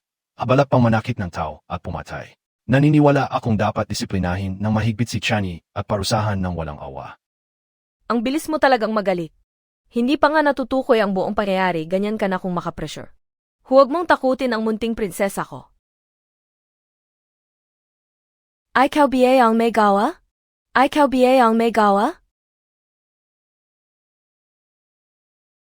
Hindi. Aba, di biya? Tingnan mo, nagmistulang isang hindi pagkakaunawaan lang pala. Oo, Zia. Siya ang sumaksak sa koronang prinsip. Siya ang sumaksak sa koronang prinsip. Zeno Zia? Ang taong ito ng Rina ay nagngangalang Cao Yifan, isa siyang babaeng opisyal sa tabi ni Tianyi. Ang silid na ito ang kanyang tinitirhan, pero masama ang hangarin niya. Walang galang at paggalangke. Ay Tianyi at minamaliit ang Maharlika. Matagal nang napansin ni Tianyi na panganib siya. Pero huli na ang lahat at hindi na niya nailigtas. Ang prinsip mula sa talim ng kanyang kutsilyo. Kanya ang silid na ito. Mahanahari, bakit nasa silid ng isang alila ang prinsipe sa kalaliman ng gabi imbes na nasa saril? Anyang silid? Ha? Iyak na pa ka na ito ni Cao Yifan. Ha? Pakana? Mahal na Rina, ang hamak na alilang ito.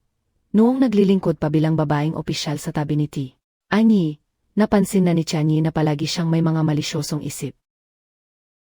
Naalala ngayon ni Tianyi, palihim pa siyang nakipagkita sa mga bantay ng palasyo, at may balak makip. Aglapast anggan. Nakatingin pa kayo? Hilahain siya. Mahal na Rina, inaapi ako. Mahal na Rina, inaapi ako. Matagal ka nang nag-aasam sa kapangyarihan ng Maharlika. Tiyak na sinubukan mong akitin ang prinsip pero nabigo. Kaya napahiya ka at nagwala. Kaya ka pumata. Igriega. Paninira yan. Ano ang ebidensya mo? Ebidensya? Lahat ng tao sa silid na ito ay mga saksi.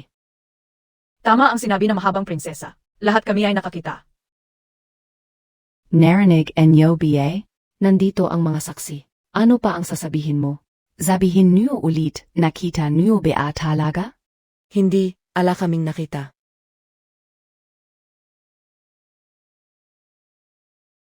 Hindi, wala kaming nakita. Walang nakita ang dalawang ito. Kaya, Mahal na Raina.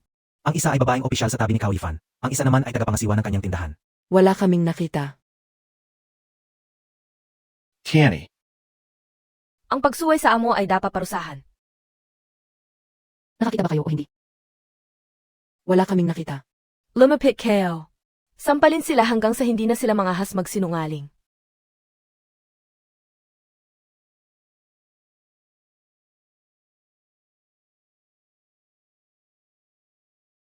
Wala kaming nakita. Akin ang alitang ito. Wala silang kinalaman. Inosente sila. Huwag na niyong saktan.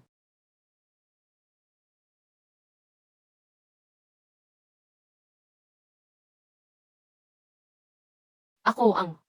Ha? Ikaw ang ano? Ako ang gumawa nito. Ano nang ginagawa mo? Sinubukang akitin ang prinsipe pero nabigo at nagwala sa kahihiyan. Tapos?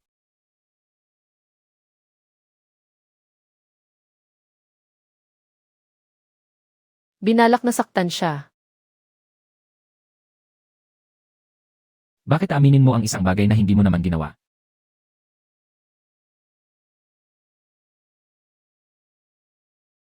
Principe. Prinsip. Prinsipe. Eos lang basi siena. Isang maliit na sugat lang, ayos lang. Ama, matagal nang nakipaglaban ang anak niyo sa mga larangan ng digmaan. Hindi ko man sabihin napakalakas ko, matibay naman ang aking katawan. Buti kung gayon, buti kung gayon. Swanner, bakit ka nasa silid ng isang hamak na babaeng lingkod sa kalaliman ng gabi? Hindi ba't niligawan ka niya ng mahalay at muntik nang?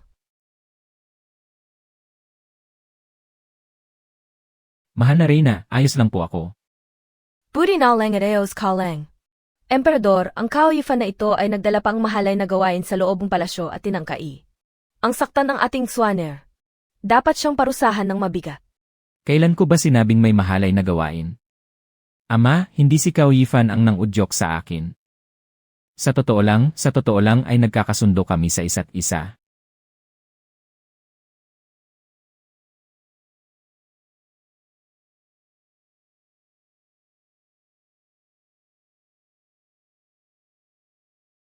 Nagkakasundo sa isa't isa. Ama, ngayong gabi ay kusa akong pumunta sa silid ni Kauyifan. Hindi niya alam yon. Si Chanmei at Ruyan ay kapwa makapagpapatunay nito. Tutuenjia. Kung gayon, bakit ka nasa silid ng isang babae sa kalaliman ng gabi? Sa mahal na Reyna, dumating ako sa silid ni Kauyifan ngayong gabi para sa isang mahalagang usapin. Nais kong pakasalan si Kauyifan bilang aking asawa at magpakasal kami. 为妻. Ama ko, nais po ng anak na pakasalan si Kauyifan bilang prinsesang tagapagmana. Hiling ko po ang pagsang-ayon niyo. Hindi ako sang-ayon. Hindi ako sang-ayon. Ikakasal ako, bakit ayaw mo, ate? Kahit sino ang pakasalan mo, huwag lang ang hamak na babaeng yan. Ate, mag-ingat ka sa salita. Si Kauyifan ang magiging prinsesang tagapagmana, siya ang magiging asawa ko. Karapat-dapat ba siyang maging prinsesang tagapagmana? Kawal sa'yo, ano ang katuwaan to? Isang aliping kasing hamak ng damo pwede ring maging asawa ng aming maharlika. Ang prinsipe ng kaharian at isang alipin ay mailihim na ugnayan tapos iniisip mo pang pakasalanaan. Di ganoong babae sa aming angkan. Salungat ito sa moral at sa kaugalian, labag sa katwiran. Dapat siyang mahigpit na disiplinahin kundi balang araw ay makapipinsala siya sa estado. Ama, totoo po ang damdamin ko kay Kauyifan. Kahit parusahan pa ako ng inang Reyna, tatanggapin ko po iyon ng buong loob. Prinsipe, ikaw ang tagapagmana ang trono. Hindi dapat minamaliit ang usaping pag-aasawa. Dapat kang sumunod sa iyong mga magulang. Ama ang sinabi ng inang Empress. Ang kasalang ito, aking pinapahintulutan. Kamahalan. Pagkalipas ng 3 buwan, ikakasal kayo. Hindi ko akalaing ang binatang yon ay ang prinsep. Parang panaginip lang ang lahat ng ito. Sa isang iglap, naging prinsesang tagapagmana ka na. Hindi ko rin inakala na tatanggapin niya ang saksak para sa akin. Paano mo nagawang isugal ang sarili mong buhay? Hindi ko akalaing nga nito kalalim ang pagmamahal ng prinsep. Isinugal niya ang buhay niya para may ligtas ka. Prinsesang tagapagmana ka na ngayon, hindi ka na pwedeng magpakatapang tulad noon. Ang prinsesang tagapagmana at ang nakatatandang prinsesa ay magkapantay na ang dangal. Ako. Manok na ligav piarin. Kahit magbihis ka ng ginto at pilak, akala mo ba Phoenix ka na talaga? Pagbati sa kagalang-galang na nakatatandang prinsesa. Hamak na babae, bakit hindi kayo mukod? Walang hiya ka. Akala mo takbi akong zino ka na? Isang hamak na tao, tapos isipin mong makakapasok ka sa pintuan ng Maharlika. Ang kapal ng mukha mo, lumuhod ka at sampalin siya. Kanino ba gustong sampalin ng kagalang-galang na nakatatandang prinsesa ang mukha? Kanino ba gustong sampalin ng kagalang-galang na nakatatandang prinsesa ang mukha? Baka ang kasalukuyang prinsesang tagapagmana? 3 buwan pa bago ang kasal. Ngayon, isa ka palang hamak na alipin. Ngayon ako ang prinsesang tagapagmana, mukha ako ng prinsipe, mukha ng Maharlika. Kung luluhod ako, hindi ba't mapapahiya ang buong angkan? Hindi ko po kayang pasanin ang ganoong kalaking kasalanan. Akala mo talaga makakabangon ka mula sa laylayan at magiging Phoenix? Ang alam ko lang, kapag miyembro ka ng Maharlika, dapat maayos at marangal ang kilos at pananalita. Hindi tulad ng isang bastos na babae na laging nananampal, nanlalait at nang aapi ng mga alipin. Ano nang kaibahan yan sa isang mangmang na babaeng magsasaka? Nangahas kang insultuhin ako. Nangahas kang insultuhin ako. Paghihiwa-hiwain ko ang bibig mo. Kamahalan, magasip kayo. Si Emperador, kanina pa nagtatampo sa nangyari noon na sinaksak ninyo ang prinsip. Hindi po ito ang tamang oras para magdulot ng gulo. Mas mabuti pang matutunan muna ng kamahalan ang wastong asal mula sa mga tagasilbi sa tabi ninyo. Kagalang-galang na prinsesang tagapagmana, ipagpatuloy na lang po natin ang pamamasyal sa hardin. Kung wala naman pong mahalaga ang kamahalan, mauuna na po ako. Maglibot na lang po kayo sa hardin at pakalmahin ang sarili.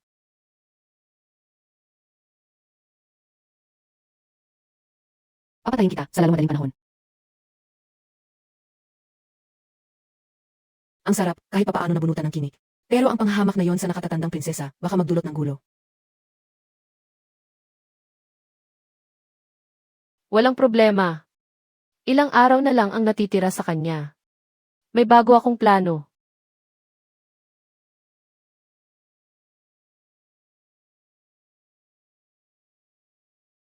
Narinig ko na kaninang umaga, sa paglalakad sa hardin, pinahiya mo ng husto ang kapatid ko.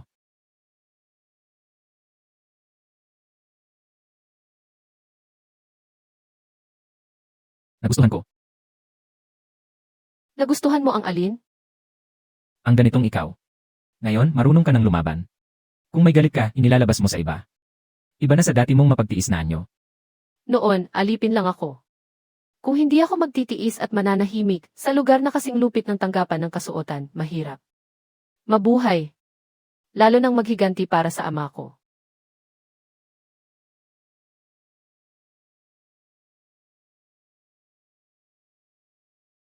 Ang kauyifan na laging nagtitimpi at nagpapakababa, pwede mo nang kalimutan.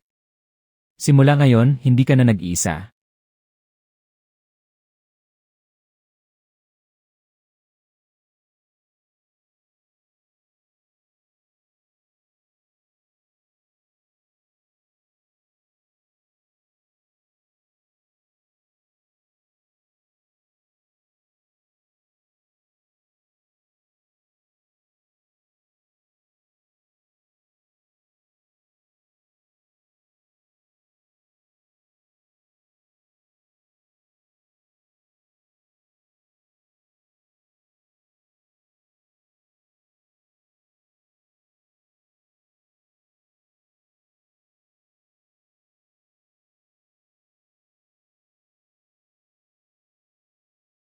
Hindi ko kaya, hindi ko kaya.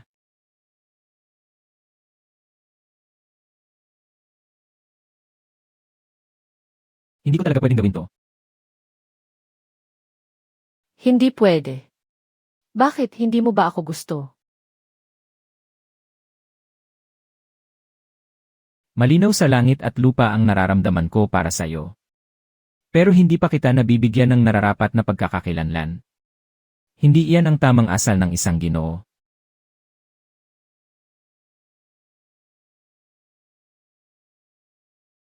Hindi mo ba sinabi na handa ka na akong pakasalan?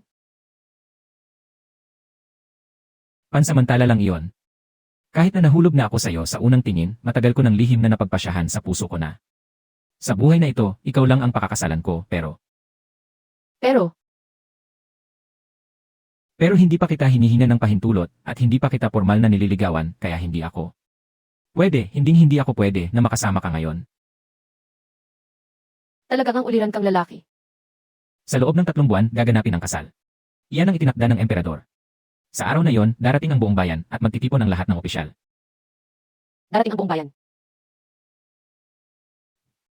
Pagdating ng araw na yon, sasabihin ko sa buong mundo na ikaw ang asawa ko, ang prinsesang Koronang.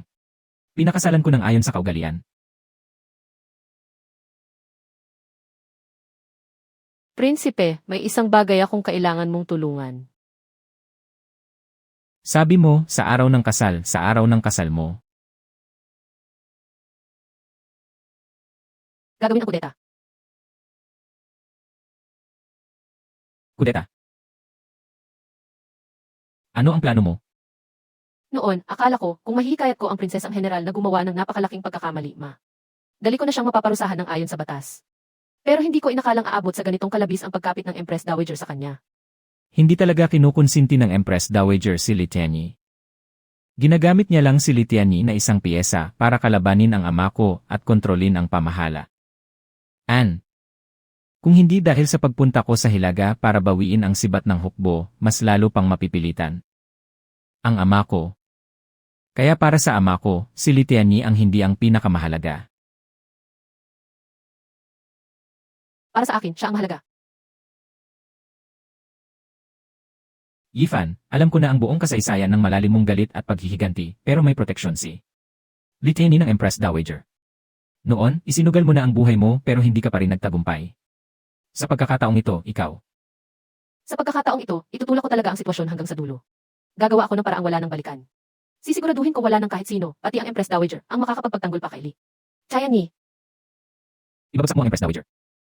Napakarami ng kasalanan ni Litiani. Basta makakalap natin ang matibay na ebidensya ng kanyang mga kasalanan, basta mapipigilan nating apabulaanan ang mga ito, basta mailalantad natin ang katotohanan sa buong mundo, magiging pinakamata. Limitong sandata natin laban sa Empress Dowager at kay Litiani.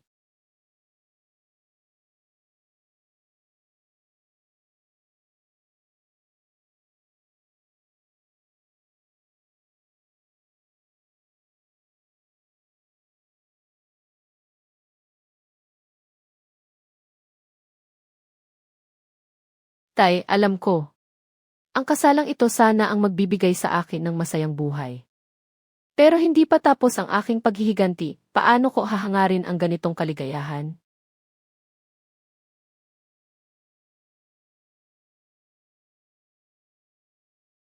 Patawarin mo ako sa pagdedesisyon ko ng mag-isa na gawin ang kudeta sa araw ng kasal. Tay, sa pagkakataong ito, siguradong magtatagumpay ako. Sa pagkakataong ito, kailangan kong pagbayarin si Litiani ng nararapat sa kanya dahil sa At taong ito, may napakarami akong kasama na magkakaisa.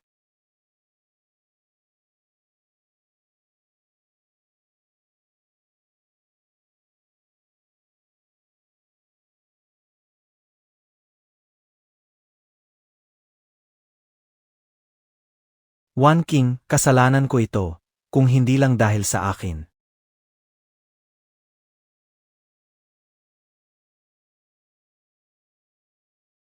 Kasalanan ko, One King. Nakakarawa. Matagal ka nang pumanaw, pero inakala ko pa ring basta mo na lang akong iniwan, at kinamuhian kita. Natulog pa ako sa isang kama, at nag-asawa pa ako sa pumatay sa iyo. Talagang hindi ako tao.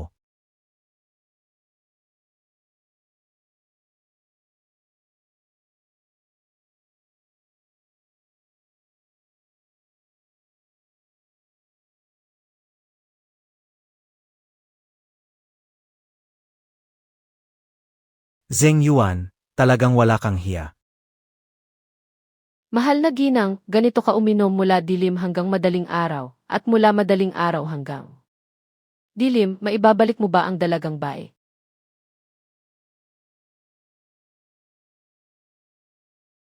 Zheng Yuan, gumising ka na. Xiao Yifan. Tingnan mo ang hitsura mong lugmok ngayon. Kung gusto mo pa ring ipaghiganti ang dalagang bae na iyon, sumama ka sa akin.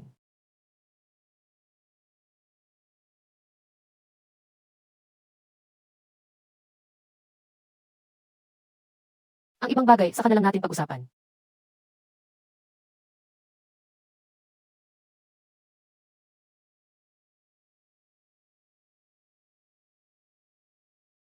Chow Yifan Salamet. Ulat sa prinsesa ng dakilang antas, kagabi muling napakalasing ang Prinsip Consort.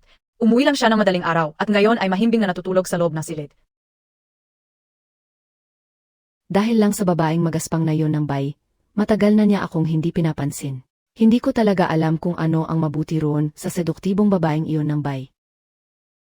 Kung ihahambing ko sa kanya. Napakaordinaryo ng kanyang katayuan. Paano siya maihahambing sa prinsesa ng dakilang antas?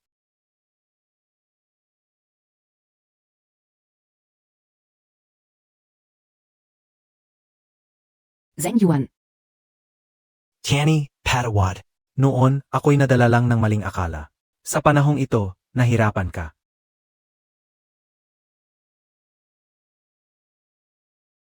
Asawa ko, sa wakas nakita mo na ang kabutihan ni Tianyi. Ikaw ang asawa kong kasalo ko sa kama, syempre dapat kitang pahalagahan. Tianyi, magpainit ka ng isang pitsel ng alak.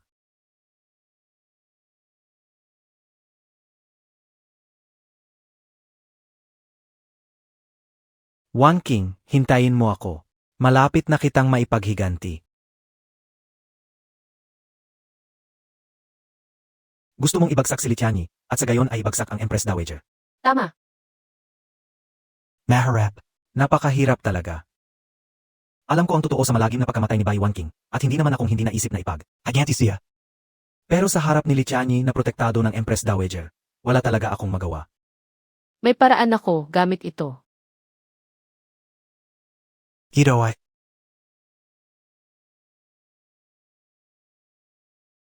Nakalagay dito ang napakaraming kasalanan ni Li Tianyi. Ano ang kailangan mong gawin ko? Kailangan ko ng saksi para patunayan na bawat salita sa aklat na ito ay pawang totoo. Puwersahin siyang magsalita, hanapin ang saksi, at maibibigay ko ang hustisya para kay Bai Wan King.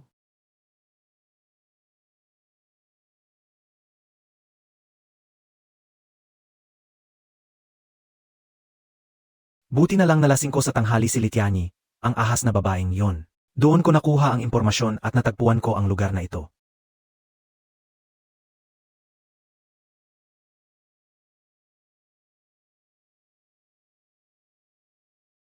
Kung hindi ko siya napagsalita, paano ko mahahanap ang taong ito? Sano yan? Bakit ang kapal ng mukha mo? Hindi mo ba nakikitang natutulog ako? Ikaw ba ang nang API kay by Wanching Noon? Ikaw ba ang nang API kay by Wanching Noon? Sano? Mahina na ang memorya ni Lolo. Si Bai Wan King, ang nag-isang anak ng pamilyang Bai, 3 salinlahi ng maharlikang angkan naman. Jarigma bata palangay. Ah, nakabihis ba siya ng puti? Naalala ko yon, ang lambot ng batang yon. Siya ang minamahal ko sa buong buhay ko. Nilapastangan mo ang kanyang dangal, papatayin kita. Maawa na po kayo, kumikita lang ako para gawin ito. Kung papatayin mo siya rito, isasara mo na ang huling daan para makapaghiganti kay Bai Wan King. Si Bai Wan King, kasing linis ng Jede, ay nilapastangan ng ganitong maruming tao. Yung taong nagbigay sa'yo ng pera, naaalala mo pa ba ang mukha niya? Nalala KO. Nalala KO.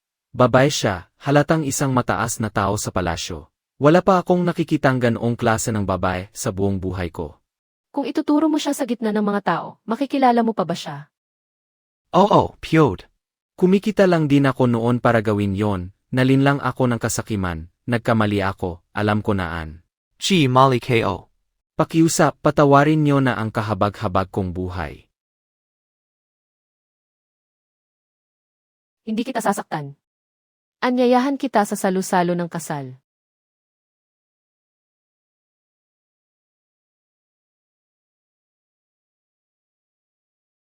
Bukas ang araw ng ating kasal. Salamat sa iyo sa panahong ito. Hindi na kailangan ng pasalamat sa pagitan nating dalawa. Pagkatapos ng bukas, makakamit mo na ang paghihiganti mo. Bagamat hindi tayo makakapagpakasal bukas dahil sa pag-aakla sa palasyo, maswerte pa. Rin ako, si Lixuan. Makita kang nakasuot ng damit pangasawa, hindi ko rin akalaing balang araw ay isusuot ko rin ang dam. Itna yon.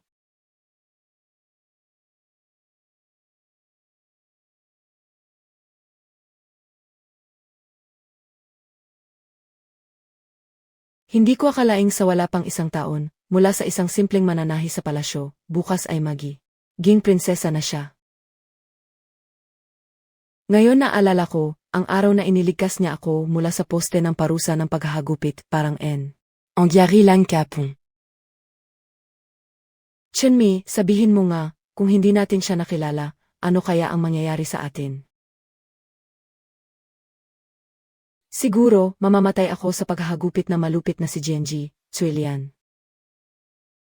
At ako na may siguradong pahihirapan ni Dongfu hanggang magbiki na lang ako. Sabi mo, bukas na ang kasal niya. Hindi ba dapat bigyan natin siya ng regalo bilang pag-alala? Sige.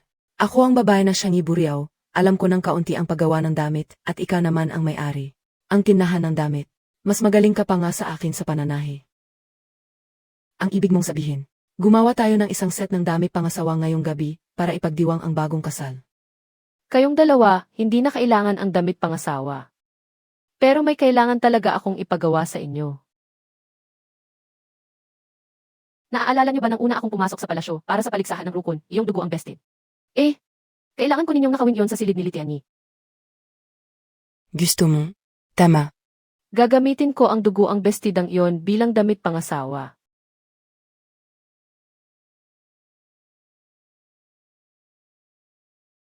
Tay, maganda po ba ako ngayon?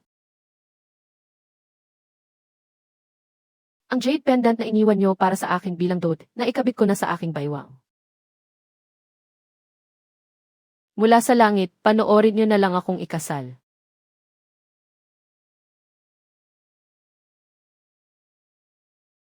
Sa wakas, natapos ko na ang pagbuburda. Pasensya na po, Tay. Nawala ko ang anting-anting na ibinigay niyo sa akin, pero baka kayo ang nag-iingat sa akin sa langit. Iniingatan akong maging ligtas at maayos sa buong paglalakbay na ito. Tay, sisiguraduhin kong maipaghiganti ko kayo. Dumating na ang masuwerteng oras. Sa araw na ito mismo, ito ang tamang oras.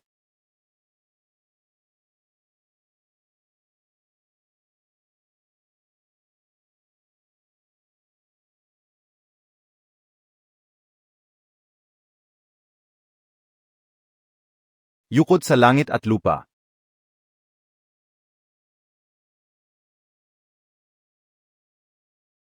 Hindi ko akalaing ang hambog na si Cao Yifan, naging prinsesa talaga. Ayos lang, mahaba pa ang mga araw natin. Dahan-dahan kitang pahihirapan. Pananalita ng nobya. Hindi ang araw na ito ang aking kasal. Ang araw na ito ay anibersaryo ng kamatayan ng aking ama, si Cao Qingyun. Isusumbong ko ang pumatay sa aking ama, ang dakilang prinsesa ng kasalukuyang kaharian, ang panganay. Na anak ng emperador, si Li Tianyi. Cao Yifan. Putri Agong Li Tianyi, galak dan semena-mena, membantay rakyat, dosanya bertumpuk, tak habis-habis. Sungguh, hari ini aku akan melihat pertunjukan besar. Nona keluarga Cao, hari ini hari pernikahanmu, tapi kau malah teriak-teriak mau membunuh, apa kau ingin mendatangkan sial? Sudah ko bilang, hari ini bukan pernikahanku, hari ini adalah Pernikahan yang diperintahkan Kaisar. Kau bilang tak jadi menikah lalu tak jadi? Nona keluarga Cao, itu pembangkangan terhadap titah. Pikirkan baik-baik. Sebagai rakyat biasa, menggugat Putri Agung sama seperti menghantam telur ke batu. Aku sudah tahu sejak lama. Kau menuduh Tianyi membunuh ayahmu, apa buktinya? Buktinya ada di sini.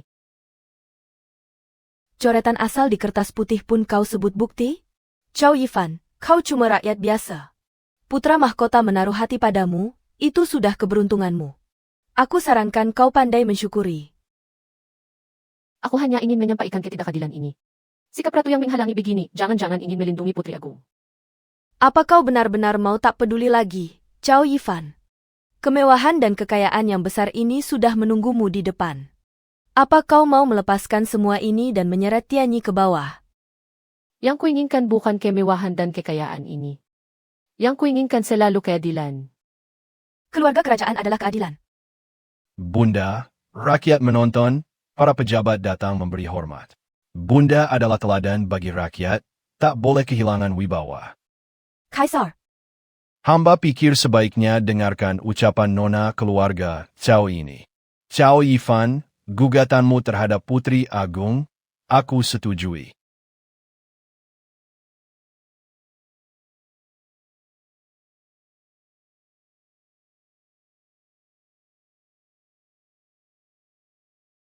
Tahun Jayashan bulan 9, Baiwan King dari kediaman luar kota. Kau Yifan, kau gila. Disiksa oleh orang-orang kotor, dibunuh oleh Li Tianyi, seisi keluarga Bai dibantai habis. Saksi, pengembara Wangxi. Paduka, hamba tua keluarga Bai masih hidup sampai hari ini. Mohon Paduka dan Ratu menegakkan keadilan bagi keluarga Bai. Seret dia pergi, seret dia pergi. Tahun Yu bulan 3, putri sulung keluarga In dari kebun persik di luar kota. Hambamu dari keluarga Yin masih hidup sampai hari ini, mohon Paduka dan Ratu membela keluarga Yin. Tahun Yu bulan 8, keluarga Zhang.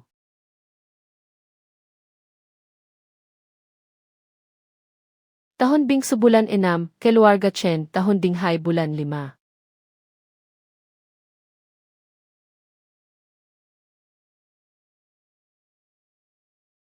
Tahun Wuzi bulan 3.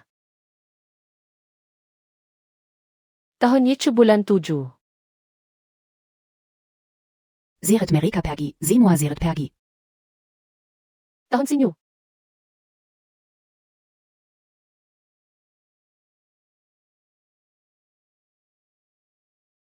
Tahun Gisi bulan 4, Istana Putri Agung, penjahit keluarga Cao, Cao Qingyun.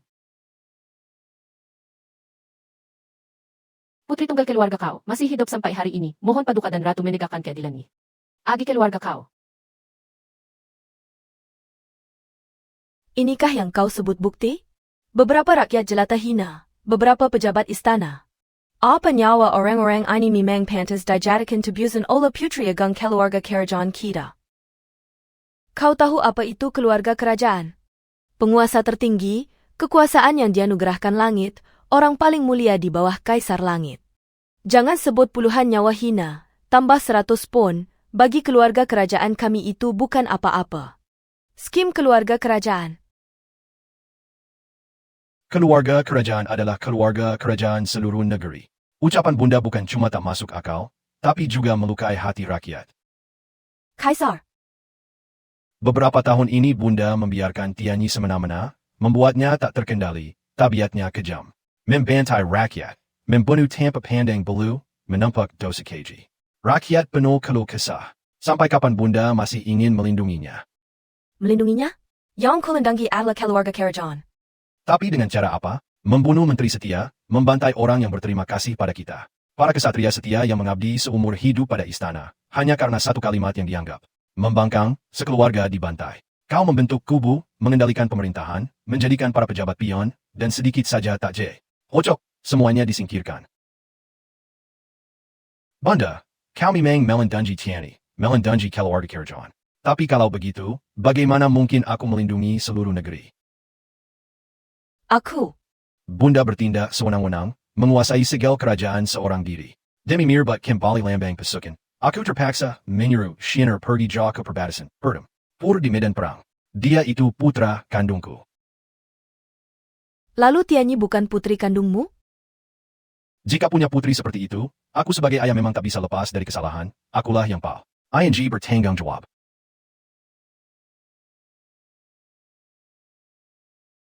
Bunda bilang orang kerajaan takbol dihukum.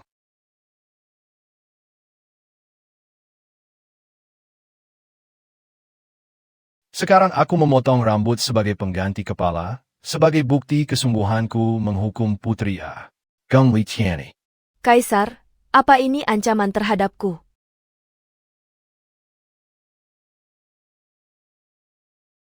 Aku bukan ingin mengancam bunda. Aku mewakili rakyat dunia, demi masa depan yang cerah. Mohon bunda menyerahkan sigil kerajaan dan menjembalikan pemerintahan kepada istana. Mon ratu menir akan segel, kerajaan dan menjembalikan pemerintahan kepada istana. Mon ratu meni. Rahkan segel kerajaan dan mengembalikan pemerintahan kepada istana. Membangkang, kalian ini membangkang.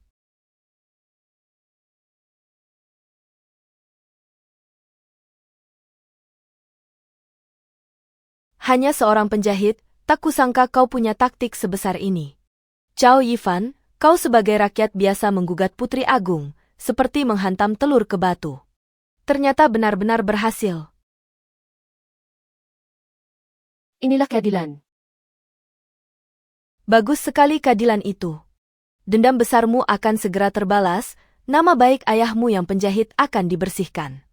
Chow Yifan, kau menang.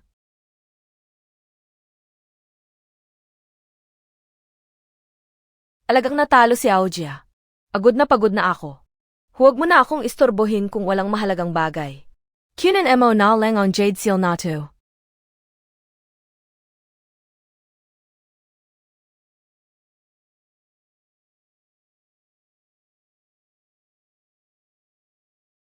Empress Dowager, IO Nobie kay Tiani? Tianyi kung talo-talo talaga.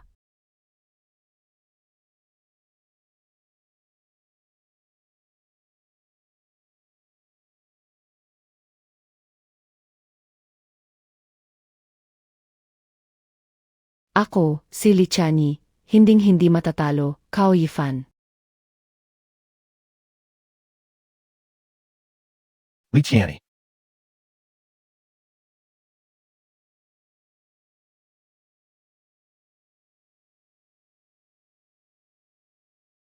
Huwag gumalaw.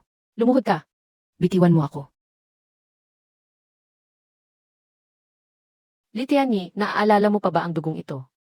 Naaalala mo pa ba ang tunog ng mga patak ng dugong bumabagsak isa-isa mula sa katawan ng aking ama?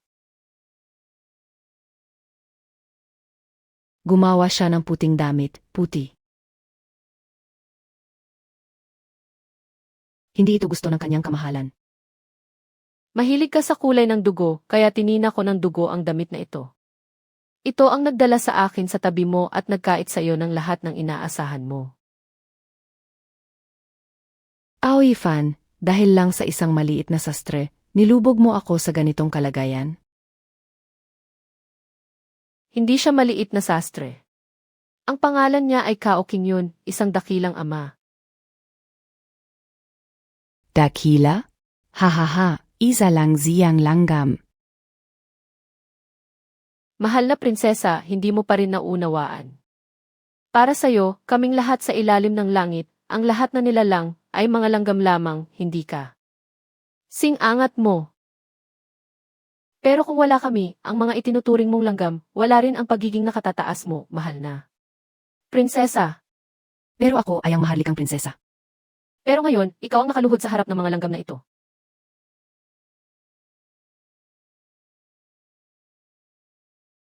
Unang yuko, naway patawarin ako ng langit. Ikalawang yuko, patawarin ako ng mga multong api. Ikatlo. Nang yuko, patawarin ako ng sambayanan.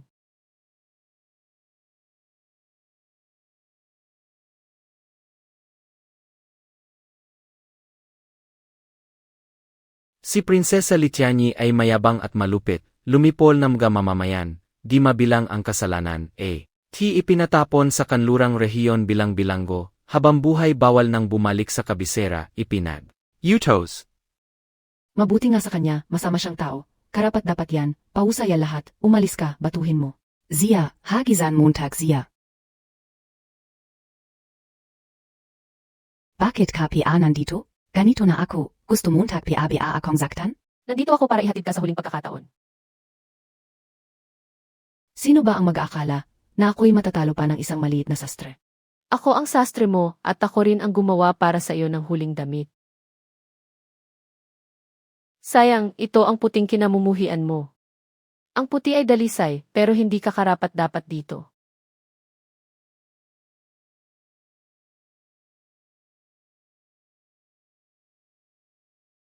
Kanyang kamahalan na prinsipe, patawarin po ninyo ang bigla kong pag-alis. Sa loob ng maraming taon, pakiramdam ko laging ako'y nasa dilim. Pero nang makilala kita, para kang sinag ng araw na pumasok sa buhay ko. Pero masyado iyong nakakapasong liwanag. Ako na sanay sa dilim ay palaging pakiramdam na hindi iyon ang liwanag na para sa akin.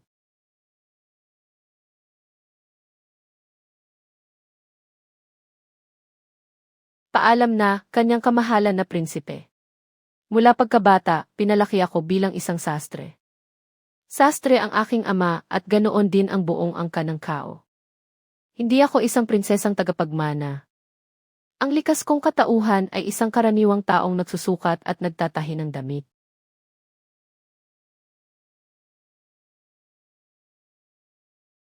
Palagi akong naniniwala na bilang babae, hindi tayo dapat ikinukulong ng mahigpit sa palasyo, kun. Dapat lumipad na parang ibon sa kalangitan.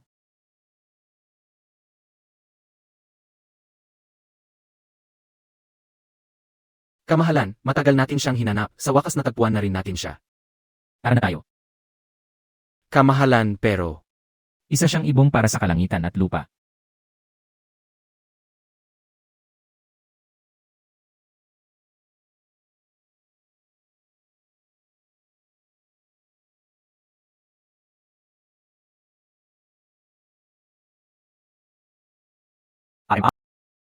Naghiganti na ako. Salamat sa pagprotekta sa akin mula sa langit para manatiling ligtas ang iyong anak na babae.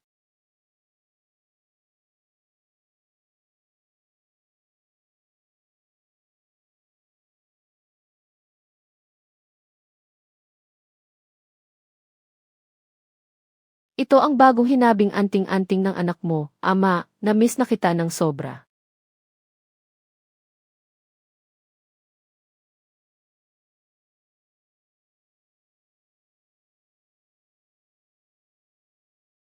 Muling na bukas ang tindahan ng sastre ng pamilyang Kao. Sana, makita mo rin to.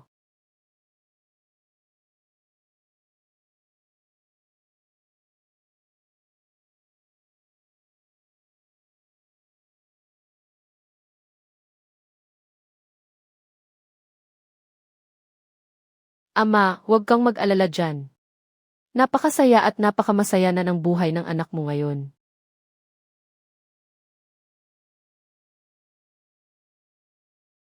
Narinig MOBA, noong nakaraan, may malaking nangyari sa kabisera. Napilitang isuko ng Empress Dowager ang Jade Seal, at ang napakasamang maharlikang prinsesa ay ipina.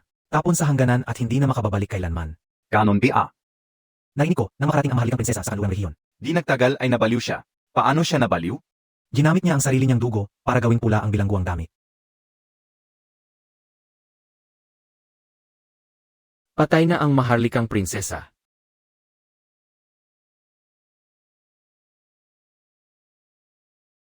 Anong klaseng tao ang nakapagpasuko sa buong bayan sa palasyo? Napaurong ang Empress Dowager mula sa trono at nagpabaliw pa sa maharlikang prinsesa? Ito ang pinakakamangha-mangha. Sinasabing isa lang daw maliit na sastre. Sastre? Sastre? Nagbibiruan KBA? Paano mangyayari yon? Bakit naman ako magsisinungaling? Totoo yan, isang maliit na sastre talaga ang gumawa noon.